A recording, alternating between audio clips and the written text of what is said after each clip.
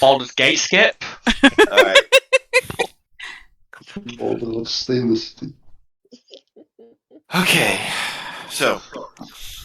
Alright. Alright, I have sufficiently woken up enough.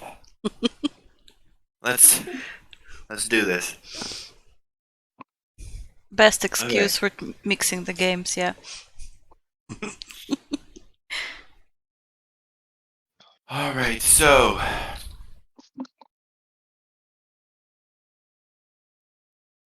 to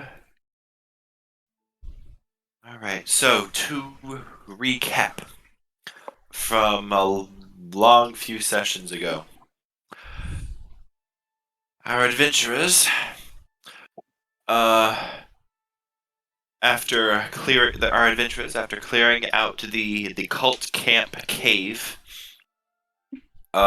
destroying the dragon eggs, clearing out a vast majority of the cave, except for the leader of that small group. Discovered that their presence within that cave spooked the camp, and they pretty much took out all of the treasure. And after learning about its whereabouts, you guys discovered that it was going from left to Burgost, then north, then traveling north to Baldur's Gate. You guys decided to leave and take that information with you, which you decided was sufficient enough, and bring it to the northern city of El Terrell.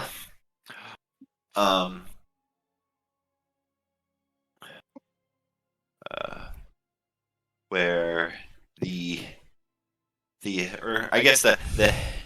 head honcho lives, or Leosin's kind of boss, Onthar Froom, that's his name.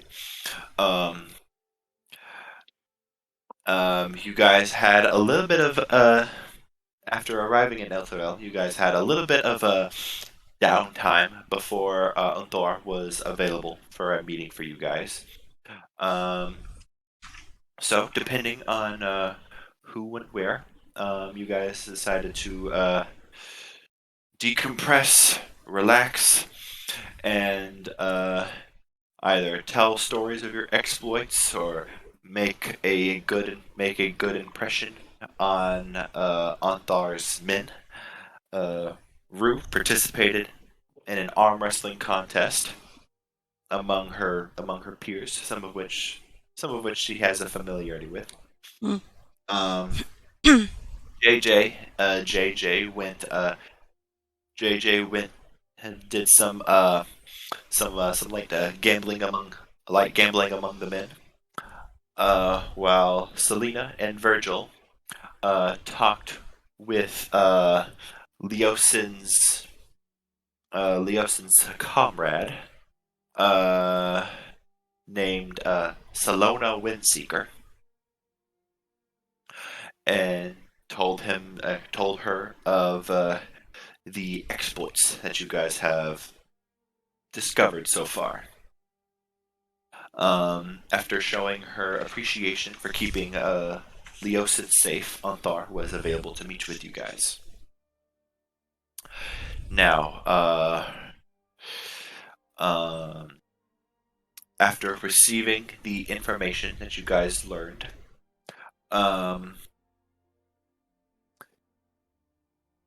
you suspect that Baldur's Gate might simply that they're taking the treasure to Baldur's Gate. You realize that it might be a stopping point in wherever journey they're taking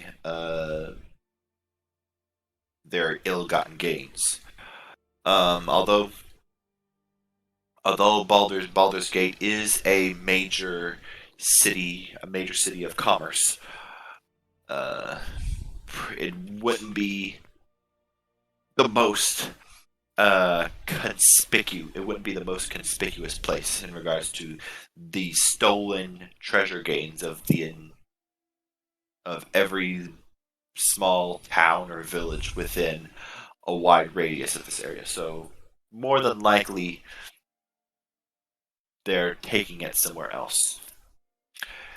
Unthar, after deciding on this was most likely the most likely outcome, Unthar has tasked you guys um, to approach Baldur's Gate um, and to try and figure out where they are taking this treasure. Because more than likely they will be hightailing it to their hideout, wherever they're taking this treasure. So discretion is advised. Um, Leosin has mentioned a contact that he has within the city named Akin Silabon, and he will be able to guide you guys in the right direction. Uh, Considering where to go in regards to keeping an eye on this treasure. And finally, both Unthar, Froom, and Leosin offered the four of you, well, except Rue, you're already a part of the Order of the Gauntlet. They have made offers to the four of you to become official members of either the Order of the Gauntlet for Unthar, or the Harpers, represented by Leosin. Um, both of them have offered membership to their various groups. They gave you some time to think about it. They were perfectly all right if you guys refused. But in any event, the following day has passed. I know we kind of talked about it. We sort of talked about, kind of like briefly mentioned it in the last game, where we would have like a shopping session in a shop, or a shopping spree in between sessions. Did you guys? I know that like some brief mentions of like some healing potions for a lot of you guys were. Yeah, That have you guys decided on what kind of things y'all are going to be getting? I've completely All forgot. right. Uh, Oh, we definitely need health potions. yeah, I feel like that is a major must. yeah. Um, just with us, I feel like that is a major we need. Mm-hmm. Um,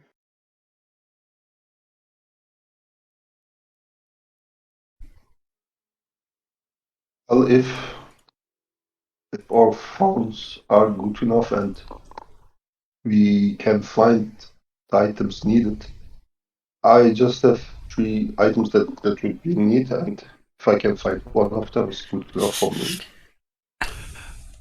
Yeah, I remember. Yeah, for the last campaign, you had a list for you had a list of items for town. Yeah, not as much as list, but if I can even find one of them, should be good enough. And maybe a +1 weapon, a rapier for me, and another +1 for the others, +1s. Mhm. ooh, I didn't even think about that. Yeah. Yeah. A ring We of have 2,200 and something gold to burn through. Yeah, we have like 2,200. A little bit Mhm. over 2,200 GP. And lower the regarding like +1 weapons, depending on I will say, like, depending on the type you get, um, a +1 weapon will run you guys between like either like the 800 to 1200 gold pieces, somewhere around that price range. Each? Yes. Each, yes. Ugh. Yeah, +1s are expensive. Yeah, I I was know. gonna say they're like uncommon items. Mhm. And Um, maybe ring of protection, clock of protection, something like that. or an Would also ever be- bright lantern because we have a lot of people that don't see in the dark. Well, for that, I do have something other in mind, but I don't think we will find it. Belt of Dwarven kind. It's a must-have item, especially for low constitution people like me.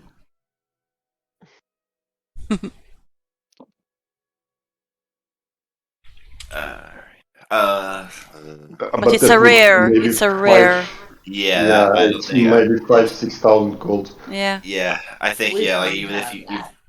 yeah, that would be a little bit more expensive for that kind of stuff. Uh, Dragon, would you be able to repost that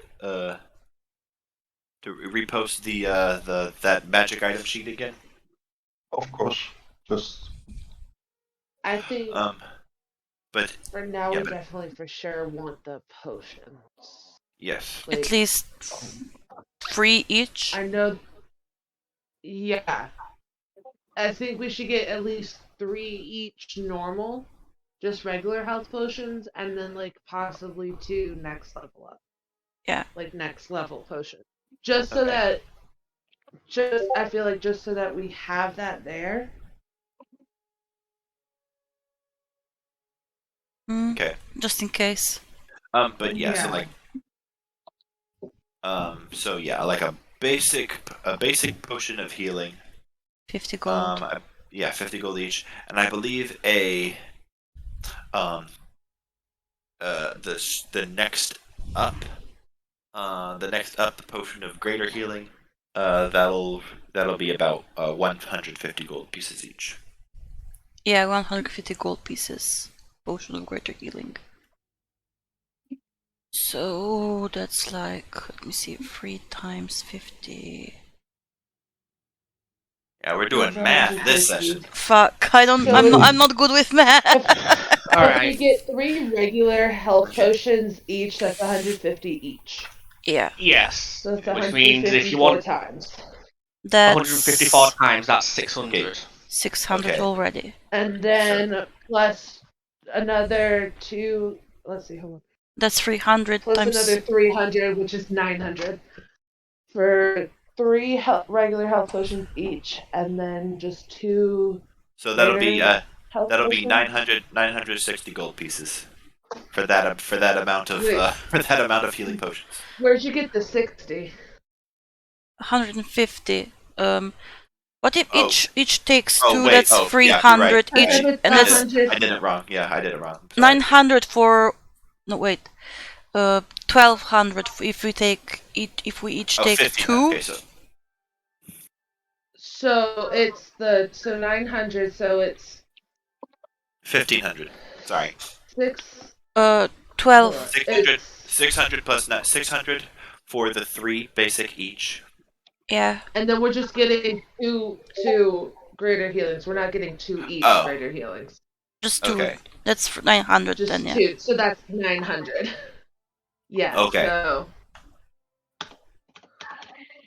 take 3.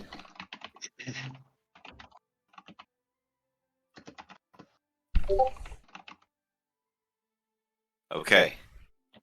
Yes. That math. Okay.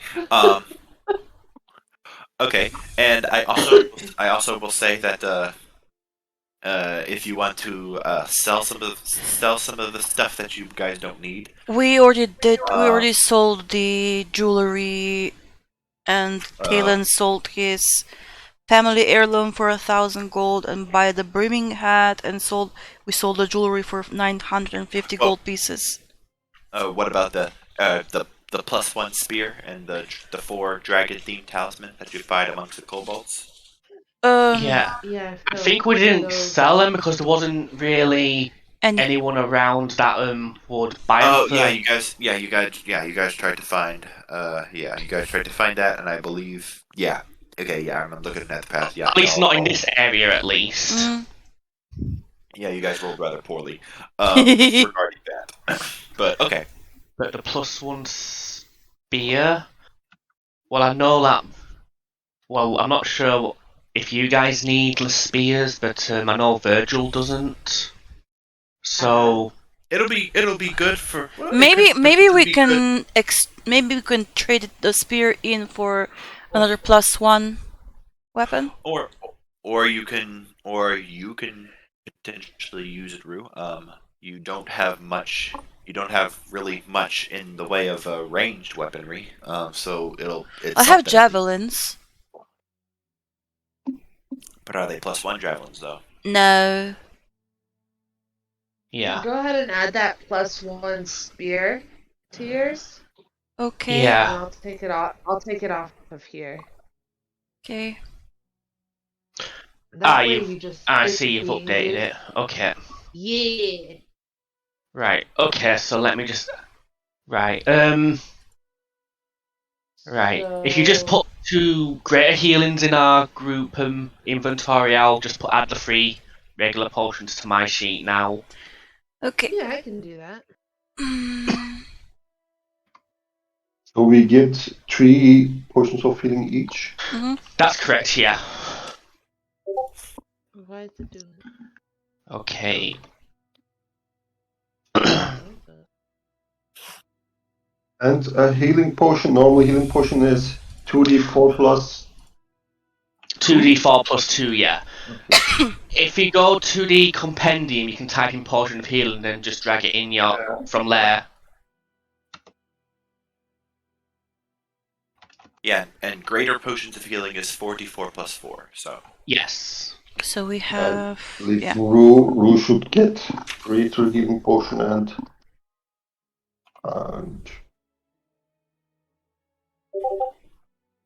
yeah, but I think Rue should keep both. Or maybe Virgil can keep the other greater healing potion, since I don't have much HP. I don't. Okay. And I Okay, believe so- the same as okay, so with Sebastian as well.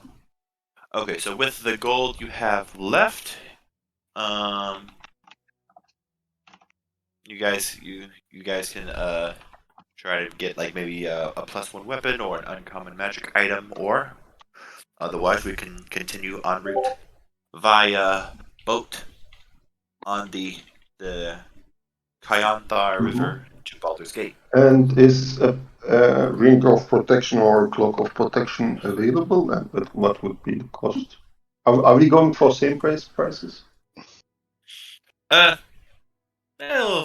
We can do like a little bit of Thanks. bartering. Okay.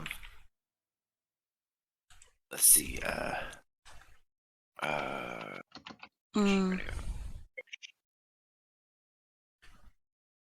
I kind of want at least 1 lantern, like for the others that are blind in the darkness.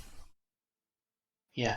If it helps at all, Virgil's pretty much using one-handed weapons for melee, so he can hold a torch easily enough. But anyway, so to ring of protection, ring of protection, that will be a little too expensive for you guys. Because it is a rare item. As for the cloak, I think that's the uncommon one. Cloak, you guys could potentially get. Let's see, cloak of protection. That's uncommon, though. Yeah, I don't think you guys Uncommon will be able to get are that like higher. 500 to 1,000, I think. Well, for weapons, but for Items. for other items, it depends. But I would say yeah, like for the gold that you have right now, both of those items are a little bit too expensive. Okay, fair enough. Maybe I just buy myself with the money I have. +1 rapier if it's available. Okay. Okay. Okay. I will say that you can get one. It would be. Let's see. Normally, it would be. Let's see. I'll put it at that middle range. It would be 1,000 gold. Though you can make a. You can make a. Um. You can make either a perception check, or no, not perception, a persuasion check, a deception check, or and let's see, perception, deception, or persuasion in order to drop the price if you want. I can try deception as it's my best score. Wait, how much do we have party funds left? I do have Okay. 1,400 on my own. Okay. And I can just buy it, so Could we afford a bag of holding if we're going to? Not Let's see. 1,500, huh? back, 600, back of holding is 600. I think. Let's see, bag of holding is like 4,000. The basic one I bought in Wilderman was like 600. I don't know. Well, again, it depends. I would say probably. Again, probably.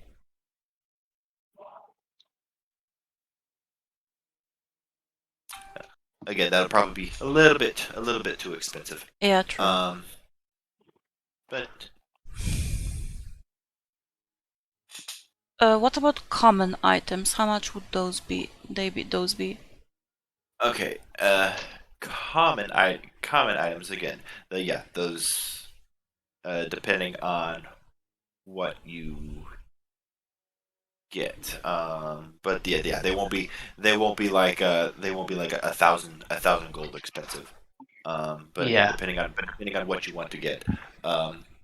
See, I know like I've been thinking Everbright Lantern. Okay. This bullseye lantern contains an Eberron dragon shard that sheds light comparable to that produced by a continual flame spell, so that it sheds light in a 120-foot cone. If it's Eberron, then it might not be even in Dust play. Yeah, I was gonna say. They have the. I mean, they have the.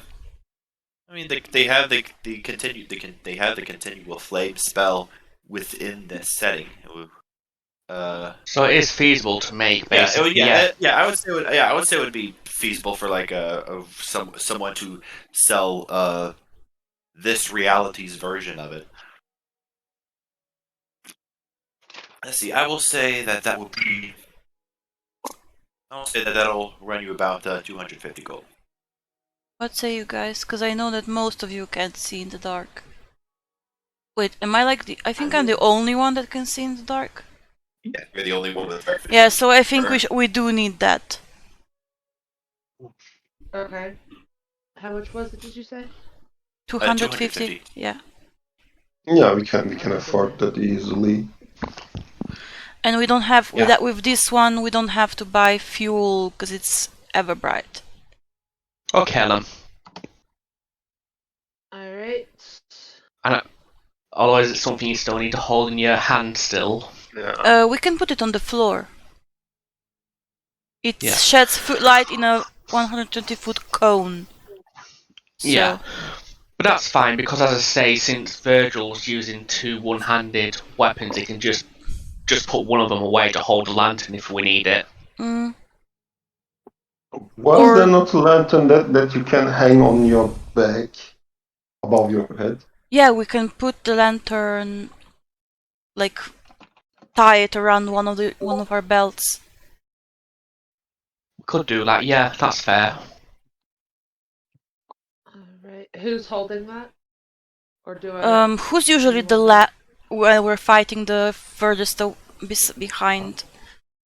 Virgil. So you should Virtual always. yeah, you should take it then. Okay then. So let me get back to my Alright. character sheet. So what's it called? A Everbright. what lantern? Everbright. Everbright. Lantern. Or well, let's see. Or yeah, or this world's version of it, or like the lantern of eternal flame. I don't know. Ever-burning. The ever-burning lantern. The ever-burning lantern. Yeah. There we go. You can just leave it.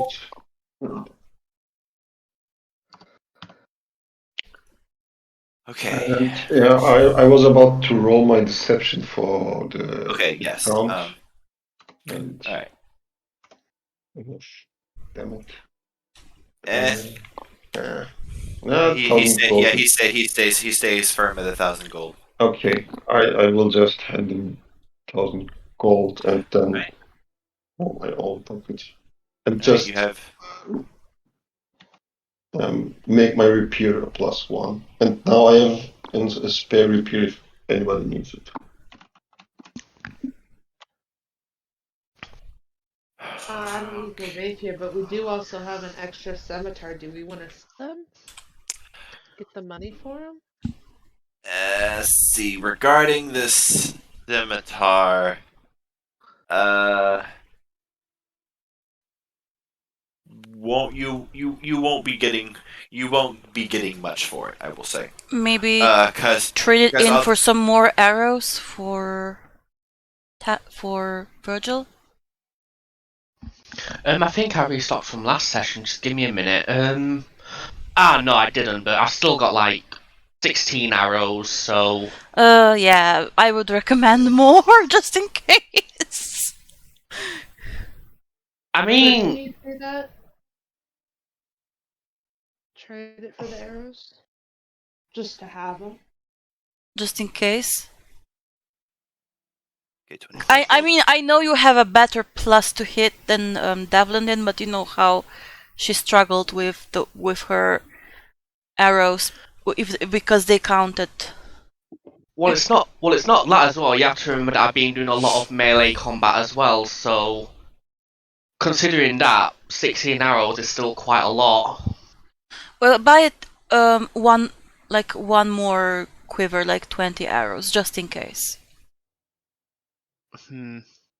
All right. So okay, I will say that if you guys choose to, you guys can trade the scimitar for both a quiver and a quiver full of arrows. All right then, fair Should enough. you wish? So, How much It'll be is one- a scimitar? see, well, normally they're worth about normally it's worth about 25 gold. But it is in a little bit better shape than like what you would find with like common bandits, but there's still like the occasional nick in it. And again, like the magic that you guys originally got that due to like a magical effect that you guys thought it had, but that came from the wielder, not from the blade itself. Okay. But yeah, it's in a good shape, so 25 gold.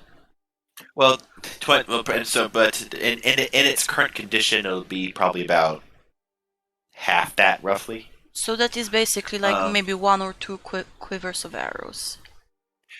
Yeah, more or less.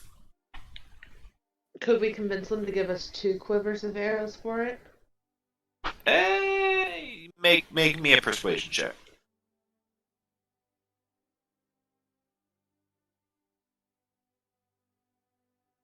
$20. Yep. You turn on the charm. He's more than willing to give you another quiver. So another quiver with arrows. So you guys have 2 quivers of about 40 arrows total now. Yay. Beautiful There people you go, get away with perfect. anything. All right. So, anything else you guys want to do in El Terrell before you guys start? Mm. Before you guys start traveling to Baldur's Gate? Now, will we be able to use the horses or probably new horses to move on to Baldur's Gate? We're going Um, with the by boat. We are going by by boat, river. yeah. they So, although yes, they I will say as an additional thank you, Anthar has given you the horses that you guys rode in on. So you guys now have horses. Sweet. And they won't be happy about it, but they will be able to travel via the boat. So Okay.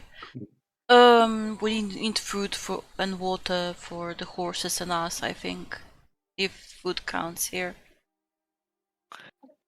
eh, if you guys are like in the middle of the wilderness, yes, but I will say that like during travel and whatnot, I'll say that that's more or less taken care of. Like unless you guys are making like a long trek over like the course of a long period of time, you guys will need to account for that. But I'll say like for like simple expeditions, you guys won't have to worry about that. Okay.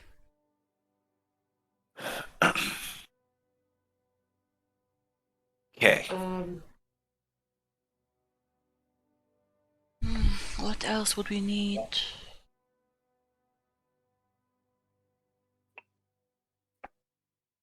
Are you able to carry both of those extra quivers, Dr. Evil? Yeah, I'll be fine. Okay. Yeah, like they're like a pound each. Yeah. Okay. Because basically I've got restocked and we basically got 36 arrows spare. That's just for anyone to pick up at the minute. Do we need any tools? Like thieves' tools, mason's tools? Any kits? I do have my own, but if you have any skill related to it. Maybe I. No, I'll let you guys decide what you need. Climber's kit maybe, if in case we do any more climbing? I'm not for the foreseeable future. We will join caravan as discussed before, so it's mostly on the road. I think we'll be okay for now. Yeah. Okay. Okay, so I'm just so sad we are poor again. Not as poor as we were before we started. We can still get a couple more potions if we want. We still have like 1,000 gold. I don't feel so good when I give away all my money, so Nah, I feel that. personal thing. So To this character, we I'm not so happy. so But our next goal is to save up enough money for each of us to get a +1 weapon or something. well, Sounds good to me. I can spare a little bit more money. We can at least get one more +1, I believe, with the funds we have. But do we want to distinguish off remaining funds? yeah, y'all want to use it on you want to use it on a +1, save it, give it to a random hobo. Turn his life around.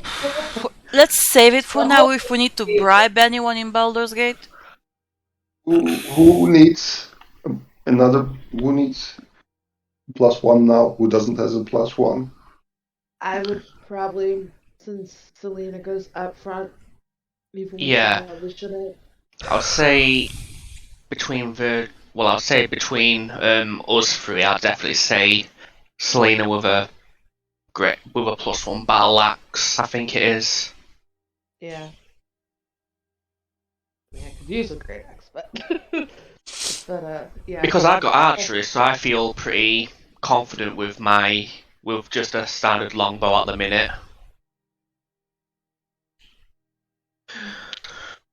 If you want, you can buy like I think 1+1 arrow is like 25 gold. If you want, you can buy 1 or 2. Let me. Now, honestly, I'd say for now, Virgil's alright for weapons. Perhaps once we make our next, perhaps when we make our next earning, then maybe. Wait, Selena, what about better armor She does not wear armor. at all?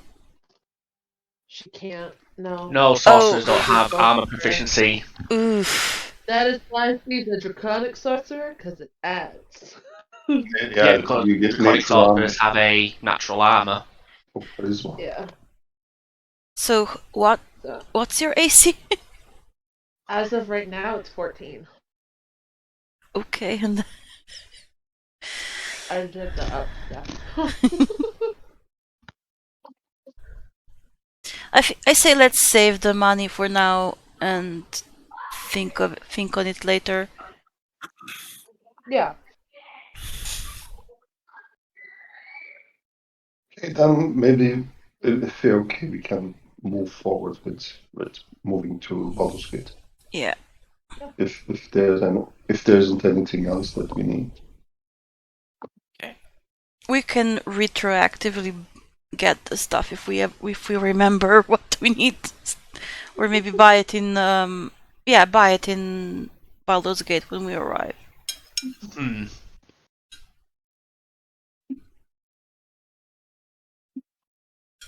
Okay. We had a long rest, right, before our shopping day?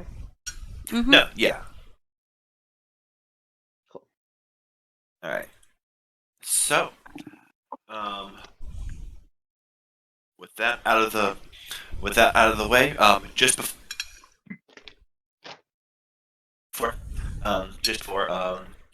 before you guys make your trek to Leaf, you guys wake up bright and early from the tavern you guys were resting at.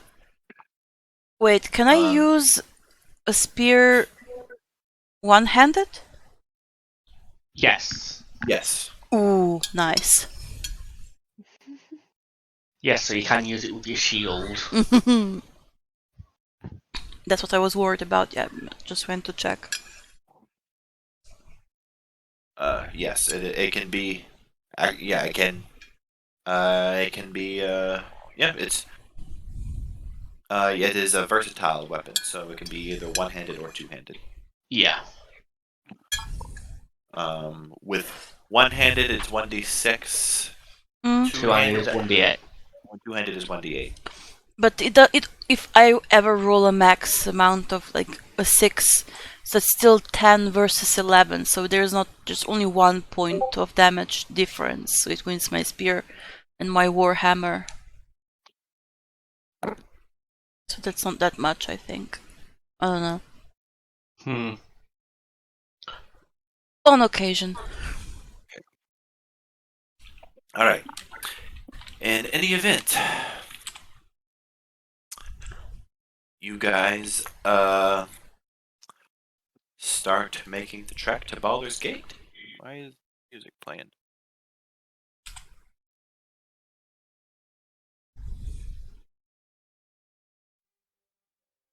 All right.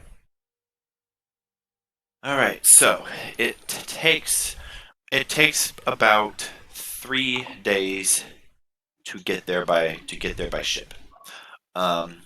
You have to make a pit stop maybe once or twice a day for the horses to run around, let loose some energy, as well as to relieve yourselves and go about like stretching your legs and whatnot, because it's with the horses involved, it's definitely cramped. However, it is overall a little bit faster than you guys would be traveling by horseback, because you guys can go through the night as well. And before long, um, you guys make it to Baldur's Gate. The picture I sent is an accurate or a semi-accurate representation of what you guys see at Baldur's Gate. It is a large, very large and bustling city.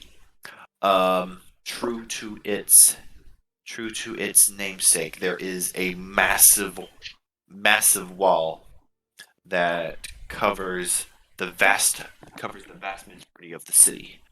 The centermost part of the city, although there is parts of the city that are outside this massive gate as well.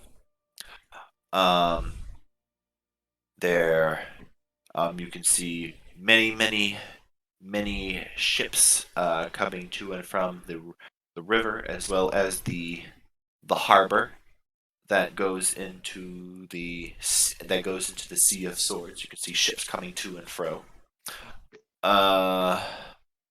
It is a very hustling, bustling city.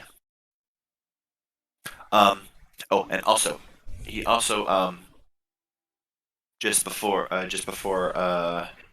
you guys left, Leosin would also say that his contact, he heard, he has his shop in the northernmost part of the city. Before long, you guys touched down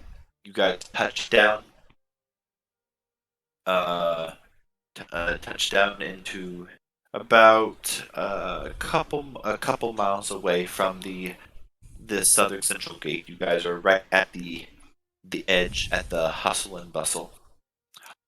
And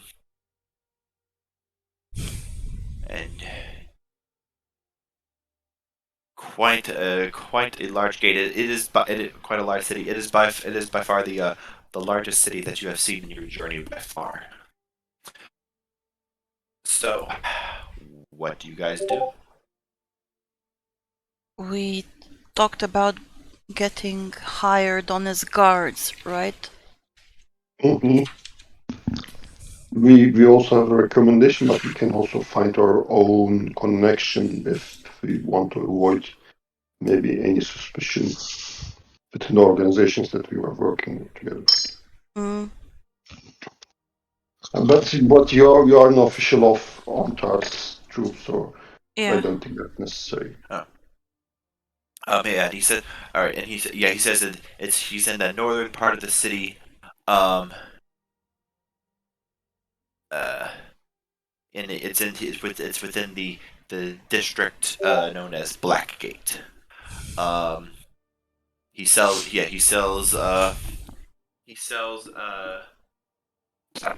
like a wagon. He sells a general store for long distance travel. Wagons, rope, netting, chains, wheels, provisions that last a good long while, and he also sells or repairs wagons as well if they have any sort of issues.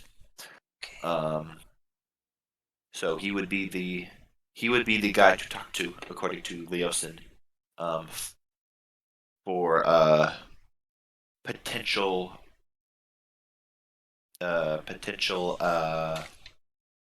Job reference. a potential job reference as well as suggestions from him on merchants who would be willing to hire you. Yeah, okay. Let's go find him then. Yeah, I believe Arkin Celebon was the blacksmith. And after we enter the gates, we can just go where he is. Okay. So.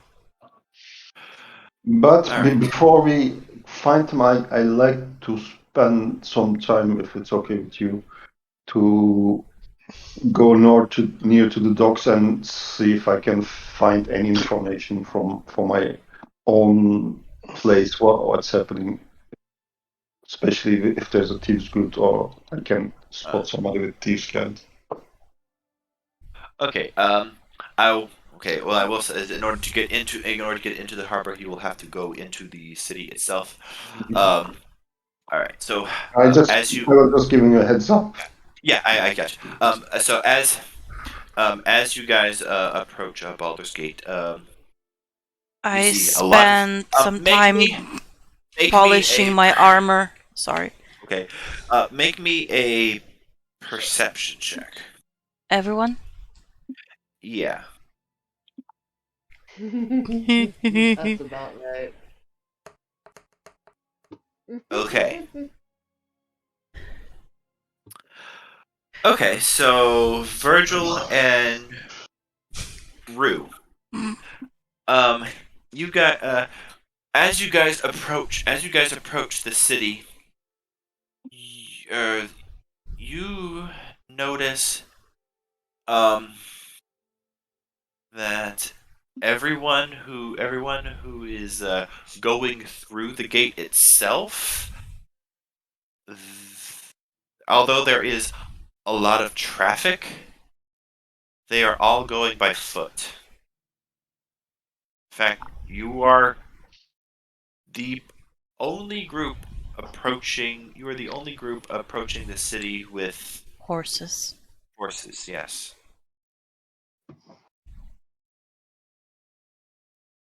And Can I ask the nearest person why they're all on foot? Aye. Are you new to the city, lass? Yes, trying to find a job. They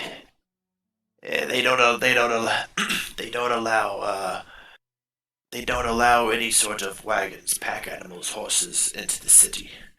They don't allow any animals whatsoever. Streets are very, very narrow. Streets are very narrow. Lot of rain comes around here recently.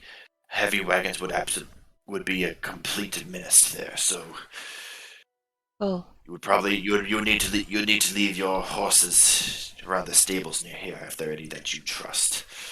Can you point me out to one of them? The nearest one, maybe? Make me a persuasion check.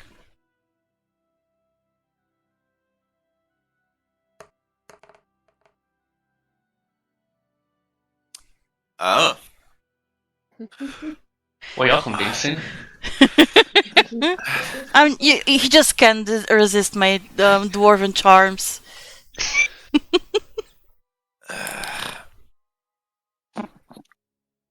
Normally I'm in a bit of a hurry, but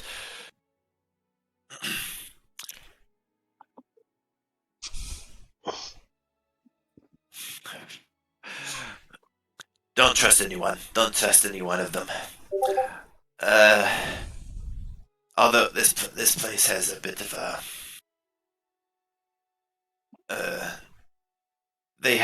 Baldur's Gate typically has a more open doors policy. They allow anyone into their doors except animals, whether it comes to the wealthy, the poor, or the less scrupulous, pirates, smugglers, that sort of thing. If leaving your horses outside the gates, you will lead them the risk of them being stolen. So Okay. If you absolutely must keep your horse, however, your best bet. And he points over for the southern part of the city at least. Look for the stamped mare stables. For the southern part of the city, that's your best bet. Far as I know, Keeper, there's a decent enough manual fight around here. Now, if you excuse me, and he continues walking forward. Thank you for your help. Really appreciate it. Yeah. Let's have an end of Baldur's Gate then.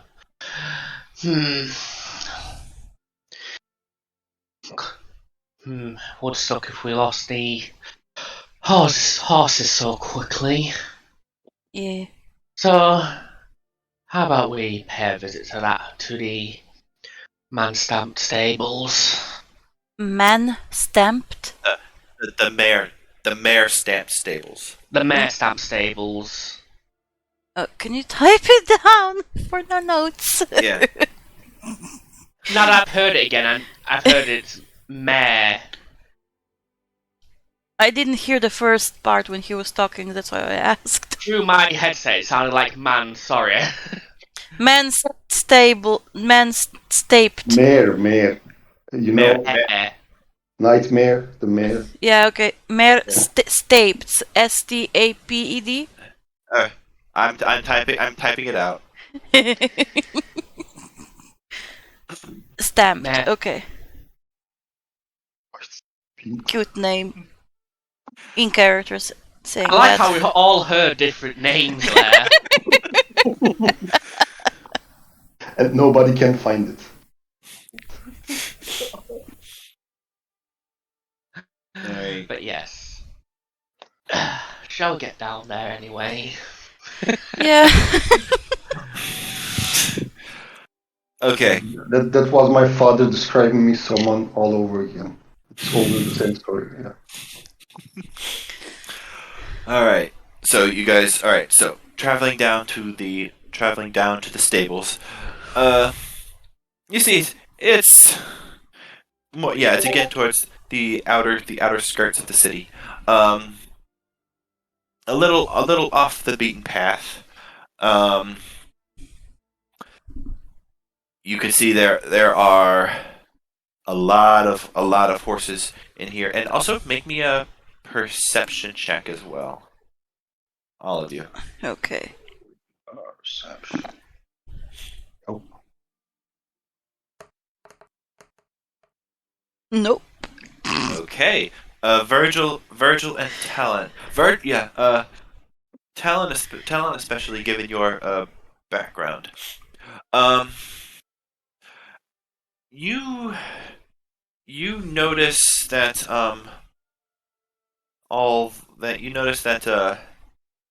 that there are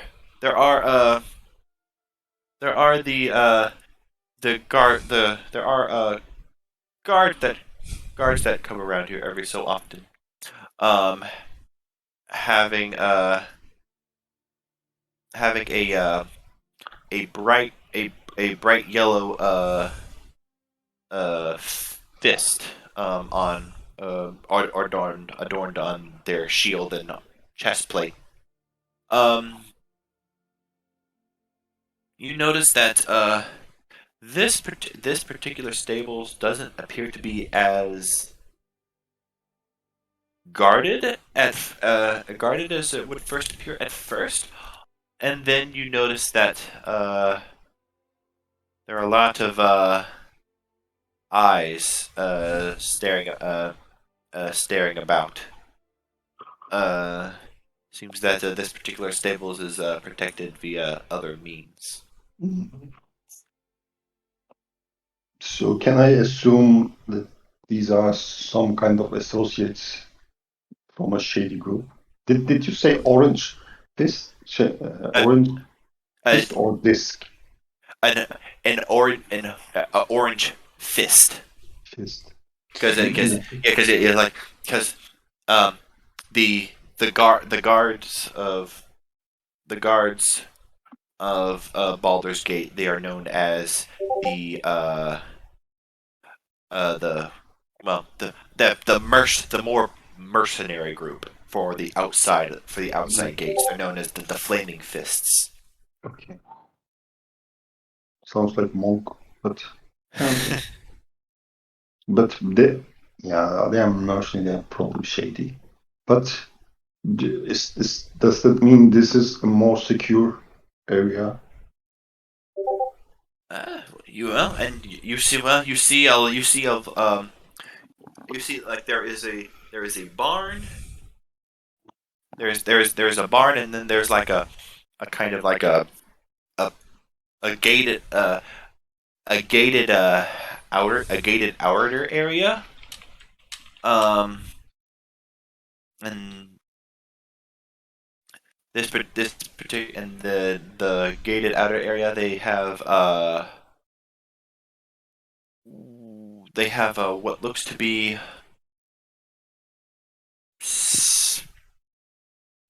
spears coming out, coming from the outside. It kind of looks kind of look like when you put down a spear to prevent to break like a charge.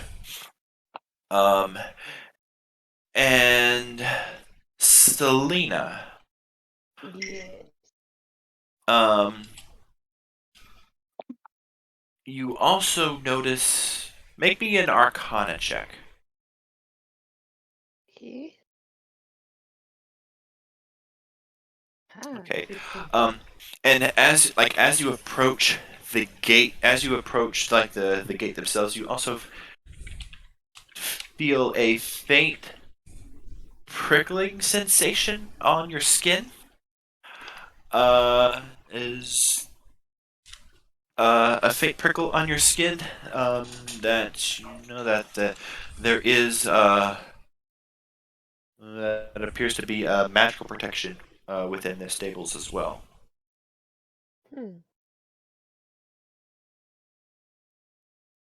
She'll use message to let everyone know.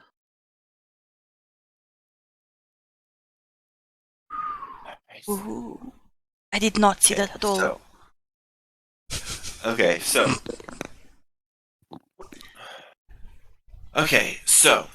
all right, so coming in, you see that again there are a lot of horses, within these stables.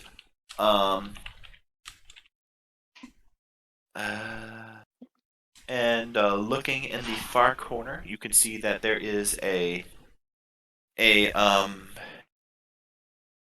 an elven woman, in the corner, changing the feed on some of the horses.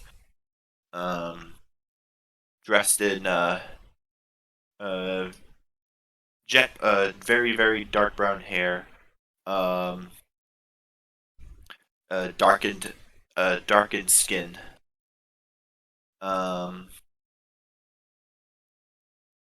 Darkened by the sun, or not draw dark? Very very very very tan skin. Okay.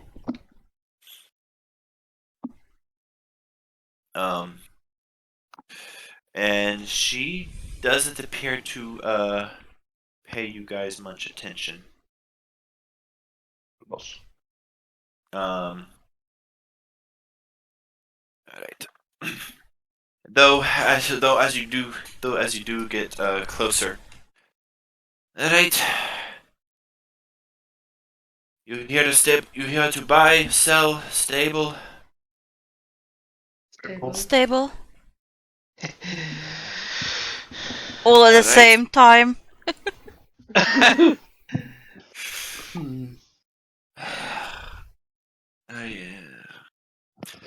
All right. How long are you stabling them for?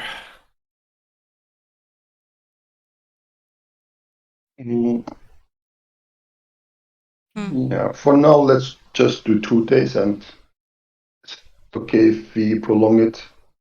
Of course, with paying money upfront. All right. All right. Can you assure me that these horses have not been?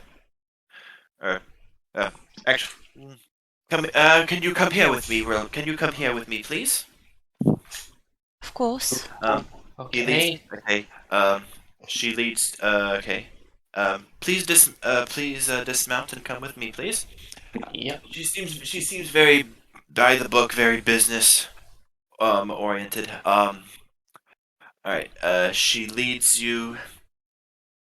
All right. So she leads you to one corner of the stable, one corner of the stables. It seems that has a desk in front of it, with some papers on all of it. As you approach the desk, I need the four of you to. Alright, I need the four of you to make me a charisma saving throw. Oh, I don't like where I'm this is going. sorry. Motherfucker. Sorry. Oh! Okay. All right, everyone. Okay, so everyone except everyone except Rue. It's no child. Okay, Rue, you're fine. You feel a strange compulsion. A strange compulsion compels to you, but you appear to be unaffected. Everyone else, on the other hand, um, you feel a faint, you feel a very very strong, impossible desire to tell the truth. Ah, true zone. Zone, yes, you have all been affected. You have all been affected by a zone of truth. Okay. Would I know the effect or? That's pretty low level. See, The thing is with Zone of Truth is that Yeah, you weren't affected, but yeah, also so, the yeah, you captain become. would. Yeah, you be as you are all affected. As all of you are affected. You are aware that such a spell exists. An affected creature is aware of the spell. And is aware of the spell. If you speak, you speak the truth, but can simply choose not to speak. Yes. That's All right. It's sort of truth. All right. Dwarf, I would prefer for you not to speak. As for the rest of you, can you assure me that these horses have not been stolen? Of course. Okay. Right. Are you in? Can you assure me that you are in no affiliation with any unsavory characters within Baldur's Gate? This is my first time at Baldur's Gate, so no, I don't know anyone inside. Same. I told you not to speak. I can't trust your word. Yeah, sorry. None of us. She's adorably not fully that bright, but I promise she won't laugh. I love you too. God damn. I'm not even sure if this is Virgil's first time in Baldur's Gate, to be fair.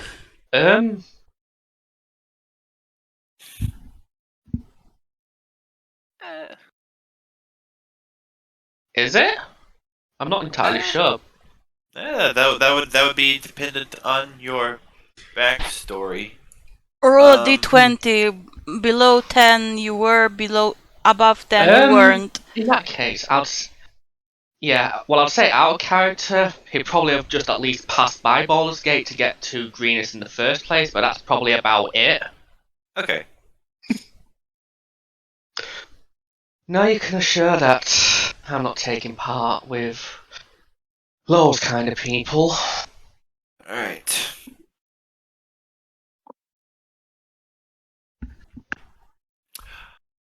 Are you, alright, are the four of you wanted by the law in any way? No. Can I answer that one? Which law? No. No. To give information, yes. But not for trouble. I think. She'll We'll side eye say Alan. we'll say within Baldur's Gate. No. Yes, no. Yes, no. Yes. No, I was confirming the rectification and then answered with no. Sorry about that for the confusion. Alright. Alright. Hey, sorry about that.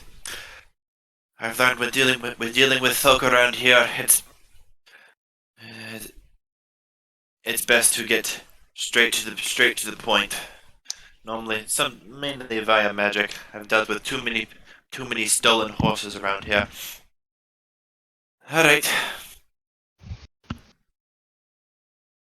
So I have some paperwork here. I would like for you to fill out. What are the names of each of your horses? We just got them from my boss. He gave them to us before Number we... 1, horse number 2, horse number 3 and 4. No! Buttercup for mine then. All right. River for mine. I'll What's say yours? River. All right. I'll say for my fine horse Epona. Pona. I love Epona. All right. So we have Buttercup, River, Epona, and number horse 4. All right.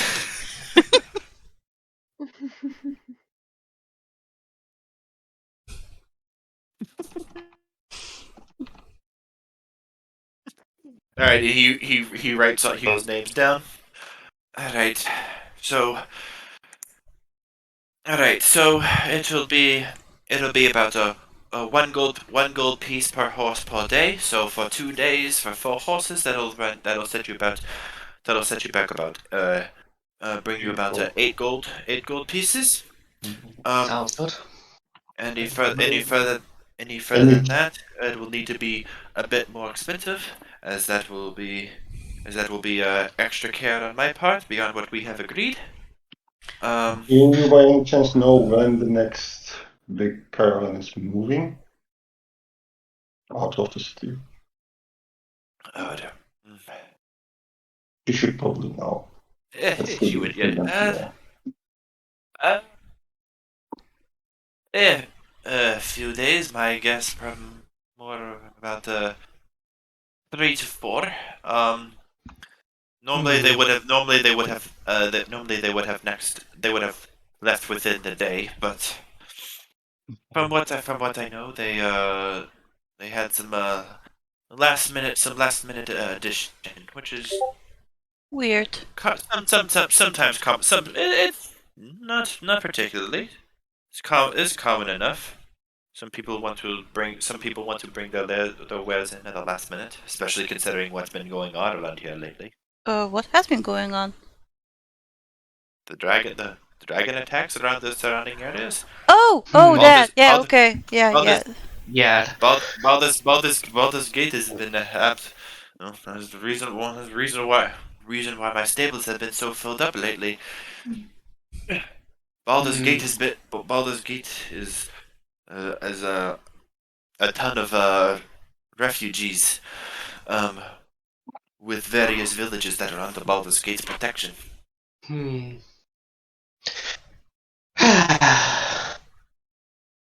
Yes, Flaming Fist and the Watch will definitely be having their hands full.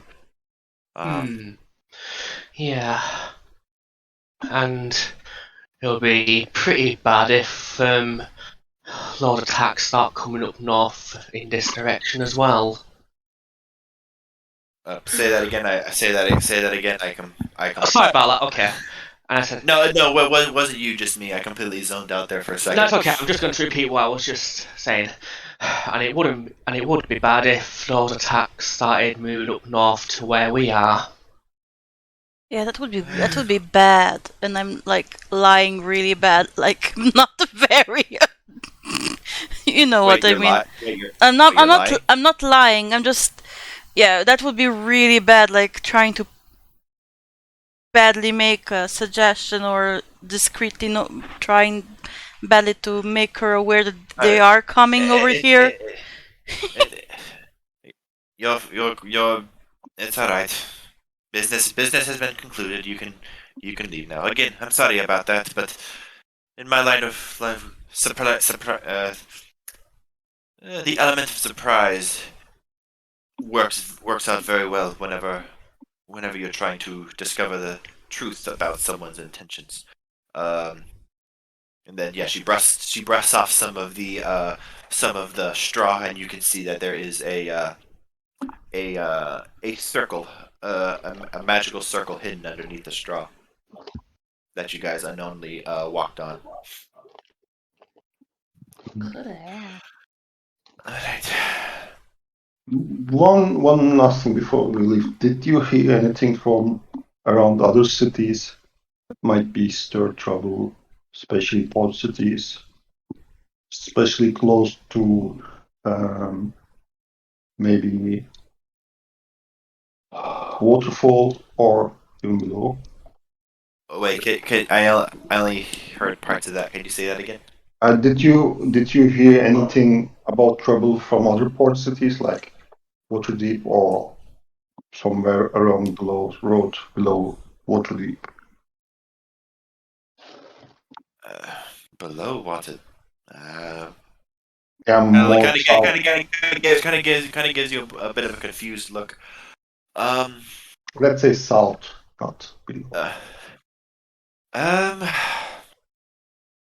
From what I know, from what I know, Waterdeep has been affected by the same.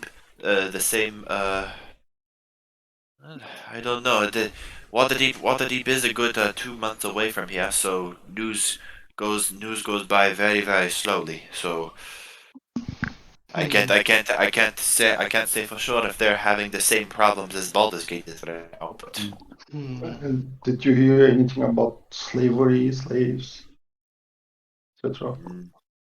Not that I'm aware of. No. Okay. From what I at least remember before I left Waterdeep, it seemed to be pretty alright. Though that said, that was a few months ago where JJ, so things could have changed since then.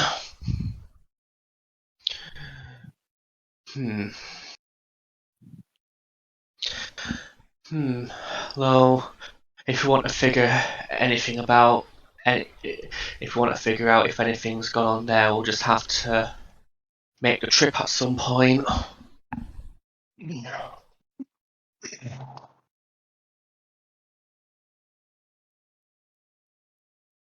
Okay, then.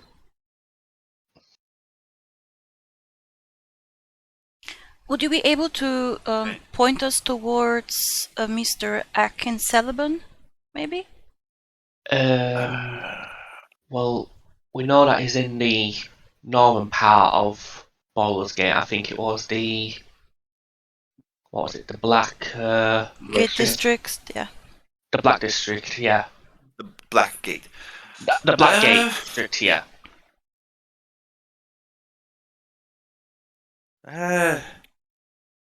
I don't know. I don't know. I don't know anyone by that name personally, but I do know that I do know where the Black Gate district is on the very northernmost part of Baldur's Gate. Um. Uh, Hmm. let's see. If you are, see, will you when you leave? Will you be leaving via this exit, or you'll be leaving? Will you be leaving north of Baldur's Gate? Hmm. Depending on the Question. information we find, I guess.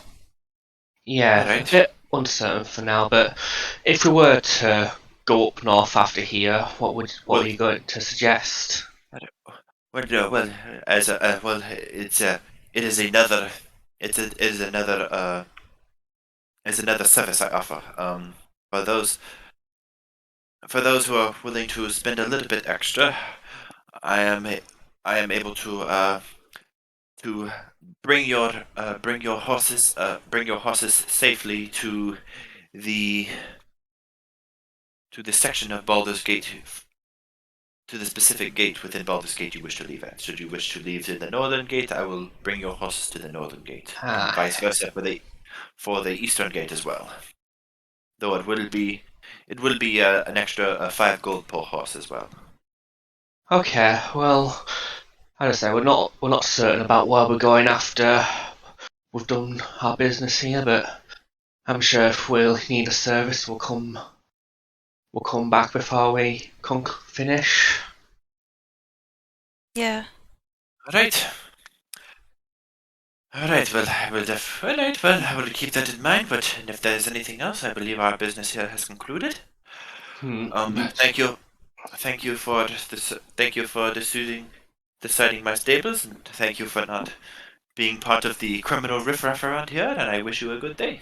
I mean, I still don't understand how we could be a part of that riffraff if we've never been to Baldur's Gate.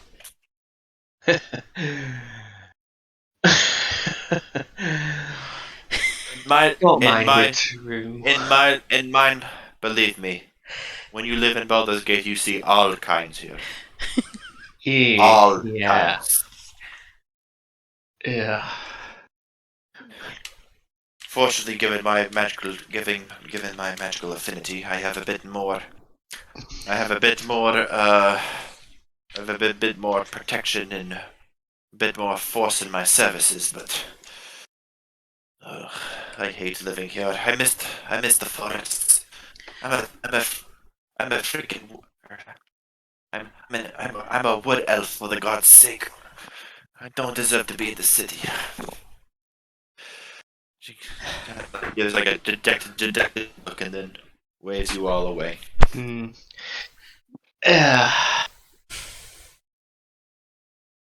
Hmm. I get the feeling there. Alright then, with the horses sort, I guess we're going across Baldur's Gate to get to the Black Gate then. Well, from my short time here in Baldur's Gate, I can definitely say it's best we do keep our heads down and just make our way there without many detours. Because this place still unsettles me a little bit after, especially even during this second trip. Yeah, no worries. Yeah, So should we we just go go to the north. We just go left one? north. Yeah. Yeah, let's go there. Yes, going off while keeping your wallet purses safe.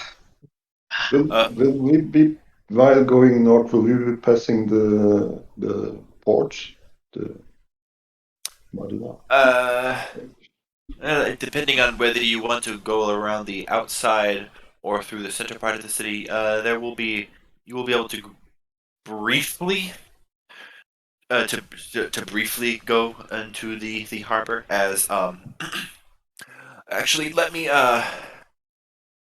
pull up um Map. Yeah, let me pull up. Let me give you guys. Let me get you guys a map real quick. Do you guys remember Baldur's Gate 2's map No, I've never from played from the it. game? I've not played them. When the Baldur's doors Gate were 2. closed, that's the map that comes to my mind every time anybody's into the Baldur's Gate. All right. Okay. Okay. Discord.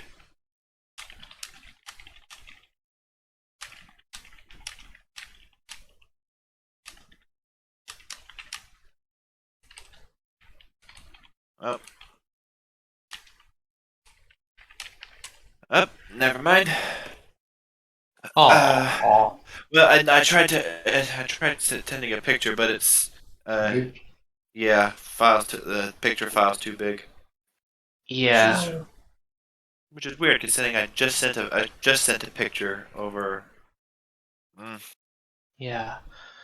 Well, Unfortunate. okay. Well, I will say like though the harbor does go into the harbor or the harbor does go into the river a little bit, so you could potentially you would be walking near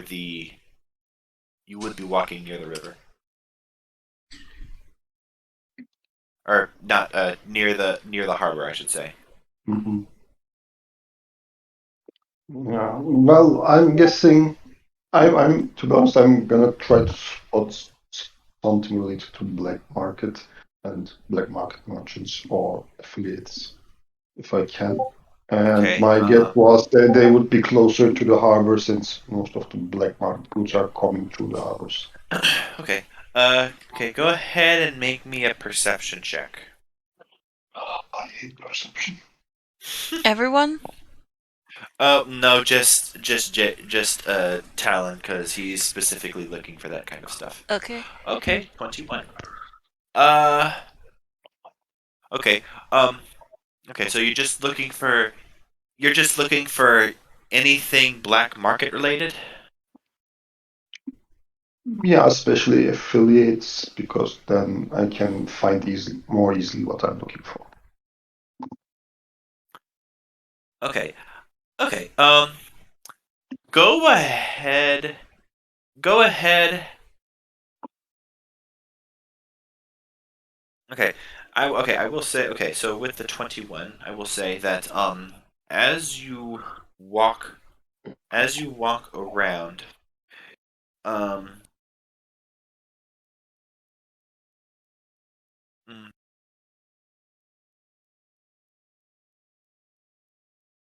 sorry. As you walk around, it is you see a very very faint a very very faint symbol like hidden amongst like the carving within like the carvings within the stone, um carvings within like the wood of a panel, um and it looks like a the figure looks to be a a winged winged serpent flying downwards. I need you to go ahead and make me a wisdom check. Straight wisdom? Um, uh, in regards to a memory flashback that you have, Okay. as you see this symbol. 16. Okay. Okay. So as you see this symbol, um, you remember. See. So you remember. Very. Very. You remember faintly. You remember being here before. You remember fighting. Um, fighting a group. You remember fighting a group of thugs.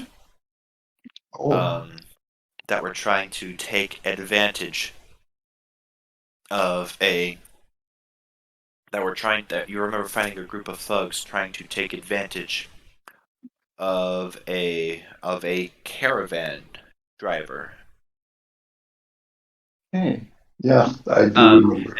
and you remember, and you defeated them. You defeated them utterly, and you remember them shrieking out. You remember the leaders cursing at you, and then him uttering the phrase, "The Zentarium will hear of this," before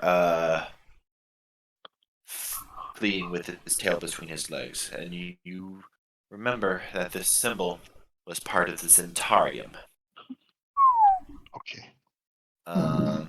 You recall, yeah, you recall that the Zentarium was was a group that you wanted to look into in regards to your issues last time, but it seems like it's repeating itself again. And I also don't know if they were involved in any kind of way. No, you before. don't. You don't. Yeah, you don't know that yet. You just know that in regards to what you are looking for, you were pointed to the Zentaria. And is the Zentarium by any way affiliated with black market goods? Are they buying and selling? Is that Oh, among their trade, as oh, far as I know? absolutely. Okay, then Um, that this would yeah, be good. the Zentarium is a the Zentarium. Yeah, and you would actually know a little bit of them given your backstory. You know that the Zentarium um, well, the Zentarium is a is an underground family criminal organization of sorts. Mhm, mhm. Uh, yeah, though at face value they seem very harmless and benign. Uh,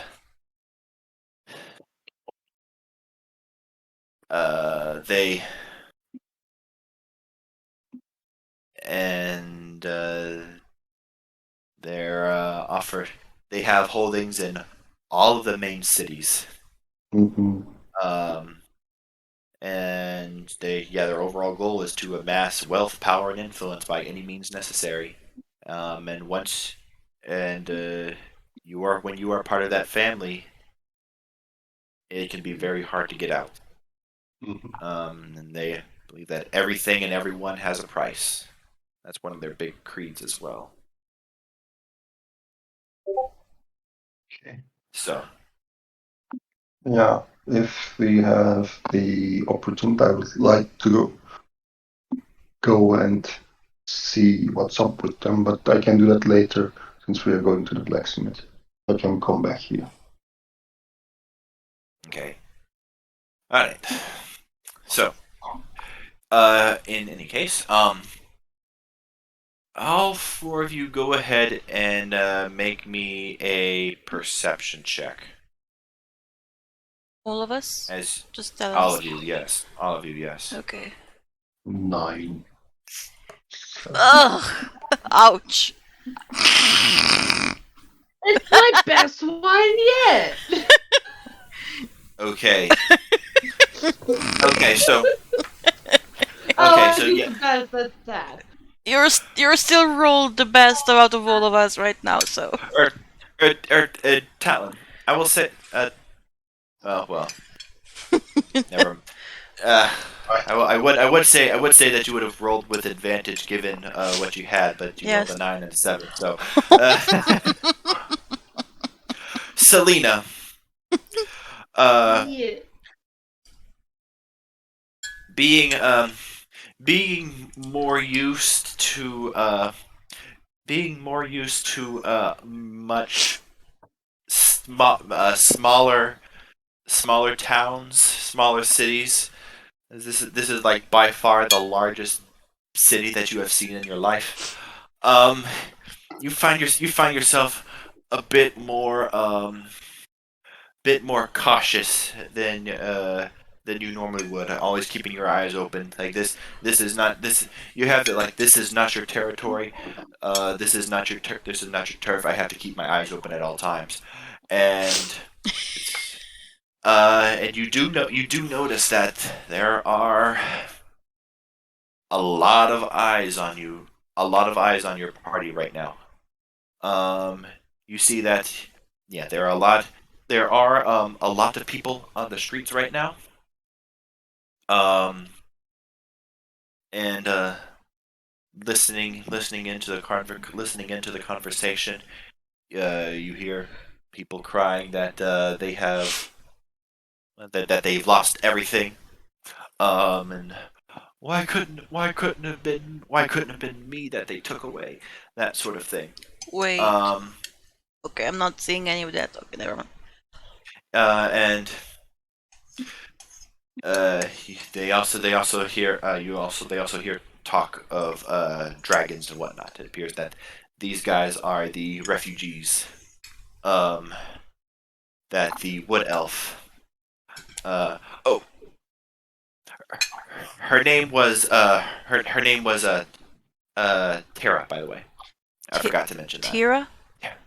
Terra. Terra. Terra. Okay. And yeah, these were the refugees that they were talking about. Though looking past them, you see a lot of eyes on you, a lot of movement, movement coming from the corners. A lot of eyes sizing you up. Now would probably be a good area to keep track of your coin purses. Ah. You're Yes, going to definitely. notice that Selena seems to be she was kind of just like strolling arms down, and then you notice that she seems to almost like be twisting her hand around and her left hand around, but her right hand is resting on her battle axe. Almost like casually it seems at first glance. And then you hear each of you hear in your head, we're being watched. Mind your thing. Is this the same area where I spot the Ventine? Yes. Okay, then just to be sure, I'm gonna, while talking to my party mates, I'm gonna sign the hand signs for Tiefskant Okay. that I have information about the stoppage of the goods and that I'm looking for alternative information or some kind. I don't know how to best phrase it since it's Yeah. difficult. If it makes any sense, yeah. Yeah. Okay, so like information regarding. So Information for information. you're pretty much making some stuff in Thieves' Cant that you have some information on goods. Mhm. Of the stoppage of that goods are not arriving on time. Okay, go ahead and make me a deception check with 16. Okay. Okay, you make okay, so you so yeah, so the rest of the party you noticed JJ making various Just gestures with his hands. You can't really make out most of. You can't make it out at all. Um, but after some time passes, you guys go through without any further incident. Though again, eyes are still on you. Though nothing's really Um, happening beyond that. did Selena happen to notice after his hand signals that the people out of the corner of her eyes had kind of disappeared, or did they not?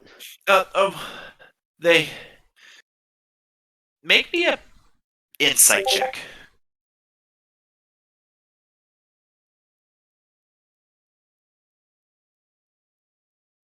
Okay, 10. Okay, 10. That's good enough. Um, so keep looking at them looking at them at the corner of their eye. You're still keeping casual, still making sure uh, that you are not to be taken lightly should they decide to rob you. You notice that after these gestures, after they saw the various gestures that JJ made, doesn't really. They seem to be more passive in their observation. They don't seem to be as uh, on the offensive, if that makes any sense. Yeah. Okay. They seem less, not exactly less hostile, but more along the lines of just keep walking, just keep walking. I won't rob you, but you keep walking. You have no business here, that kind of thing.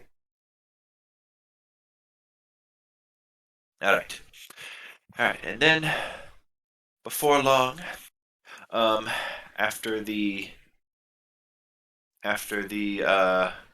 traveling through the various large buildings, you guys eventually arrive on the outskirts of the city.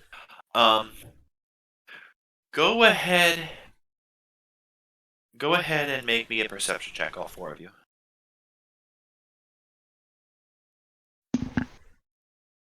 There you go. An Oh my 18. god.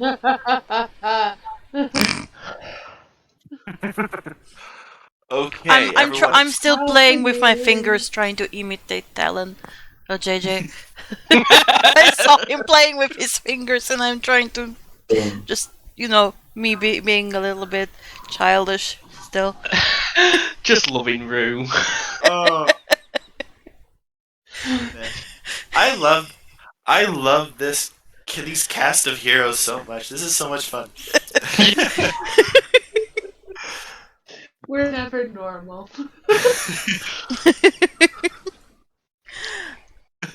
I like All right, how with I every will. new Okay. campaign or every new character I make, they get more personality. Hmm. Okay. All right. So. All right. So.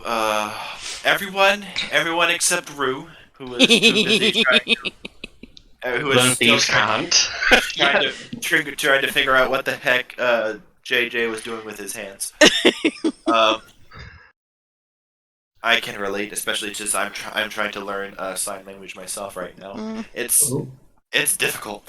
I love Let's see. You guys see that in the northern part of the city there are a very large amount of caravans along like the northernmost part of the city. Um, and yeah, and the caravans ranges from all sorts. You can see like bright, freshly cleaned, expensive looking ones to ones that look like they're barely standing up as it is. You see half elves, humanoids, a few dwarfs, and even a half orc among the mix as well. Wait, they're inside the city? No, they're outside. They're outside. Okay, They're okay. outside. They're all around the outskirts. And I will say, uh, Okay, yeah, 15 plus, y'all three. All three of you um recognize one of the caravans. Um you guys see, though it is definitely a bit more worse for wear. Apparently whoever's been driving it has been riding this caravan hard. You recognize that one of the caravans, one of the carts. It is the same cart that you guys saw among the cult camp. You guys are on the right track now. Mhm. Excellent. Yes. Okay, so um and then what do you guys do? How long? Wait, I don't see any of that. Out of character. How long can you use Hunter's Mark for? Virgil? Well, the feature, which is favoured foe, I can do that. To track where they are or something. But that's not helping to track, if I'm not mistaken. No, favored. Yeah, that's That's that's favored. just for the damage. Yeah. Yeah, the hunters. Yeah, that's hunter. Favorite foe is different from hunter's mark. Yeah. I thought that's why I Hunter's wanted to Mark, double-check the if you feat. marked someone and you know, as long as you're concentrating, you know where they are. Yes. Yes, I know, but I don't have Hunter's Mark. I have Favoured Foe, which is essentially Hunter's Mark without the tracking trait from it. Ugh. And Are you playing resistance at and it doesn't last as long either, huh? Yeah. Yeah. Yeah, it doesn't last as long either. Are you playing the revised? Huh? Oh. Is that the revised ranger or the one that comes with Tasha, the upgraded one? It's the new optional feature in Tasha's that places favoured enemy.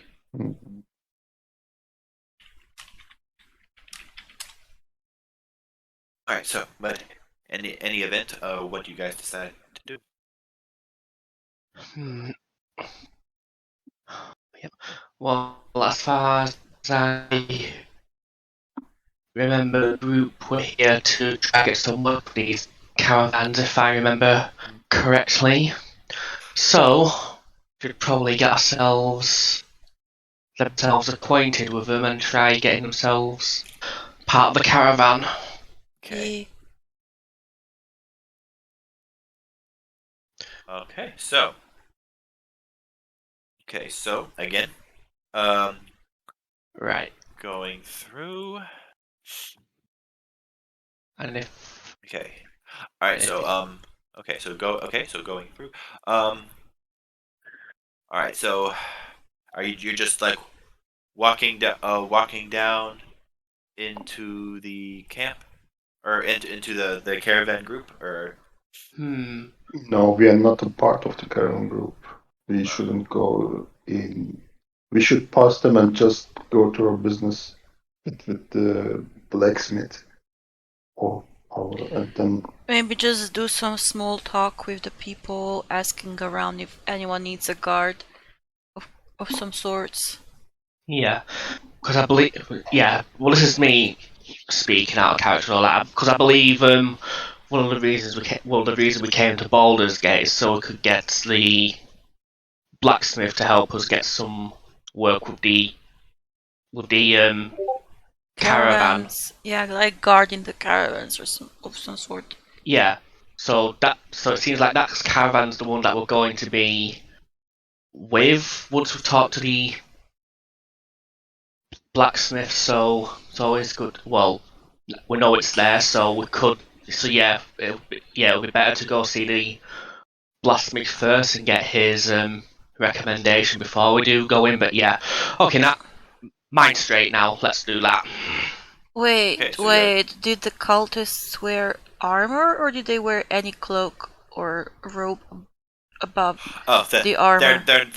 Okay, so they um so you don't so yeah, so now that you are aware that the cult is here, they are not wearing their robes.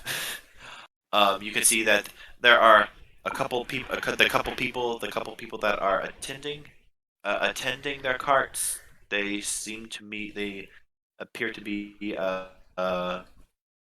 basic people in leather armor. Um, they seem to be blending in with the crowd. It looks like. But what I don't get, we came pretty fast here. They beat us to the city in speed. We came pretty fast to Baldur's Gate, and and Well, they they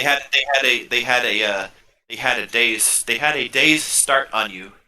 Um, And we did not follow them. although I will say, and again, I will say that that this is just one of the carts. Okay. There were several of them.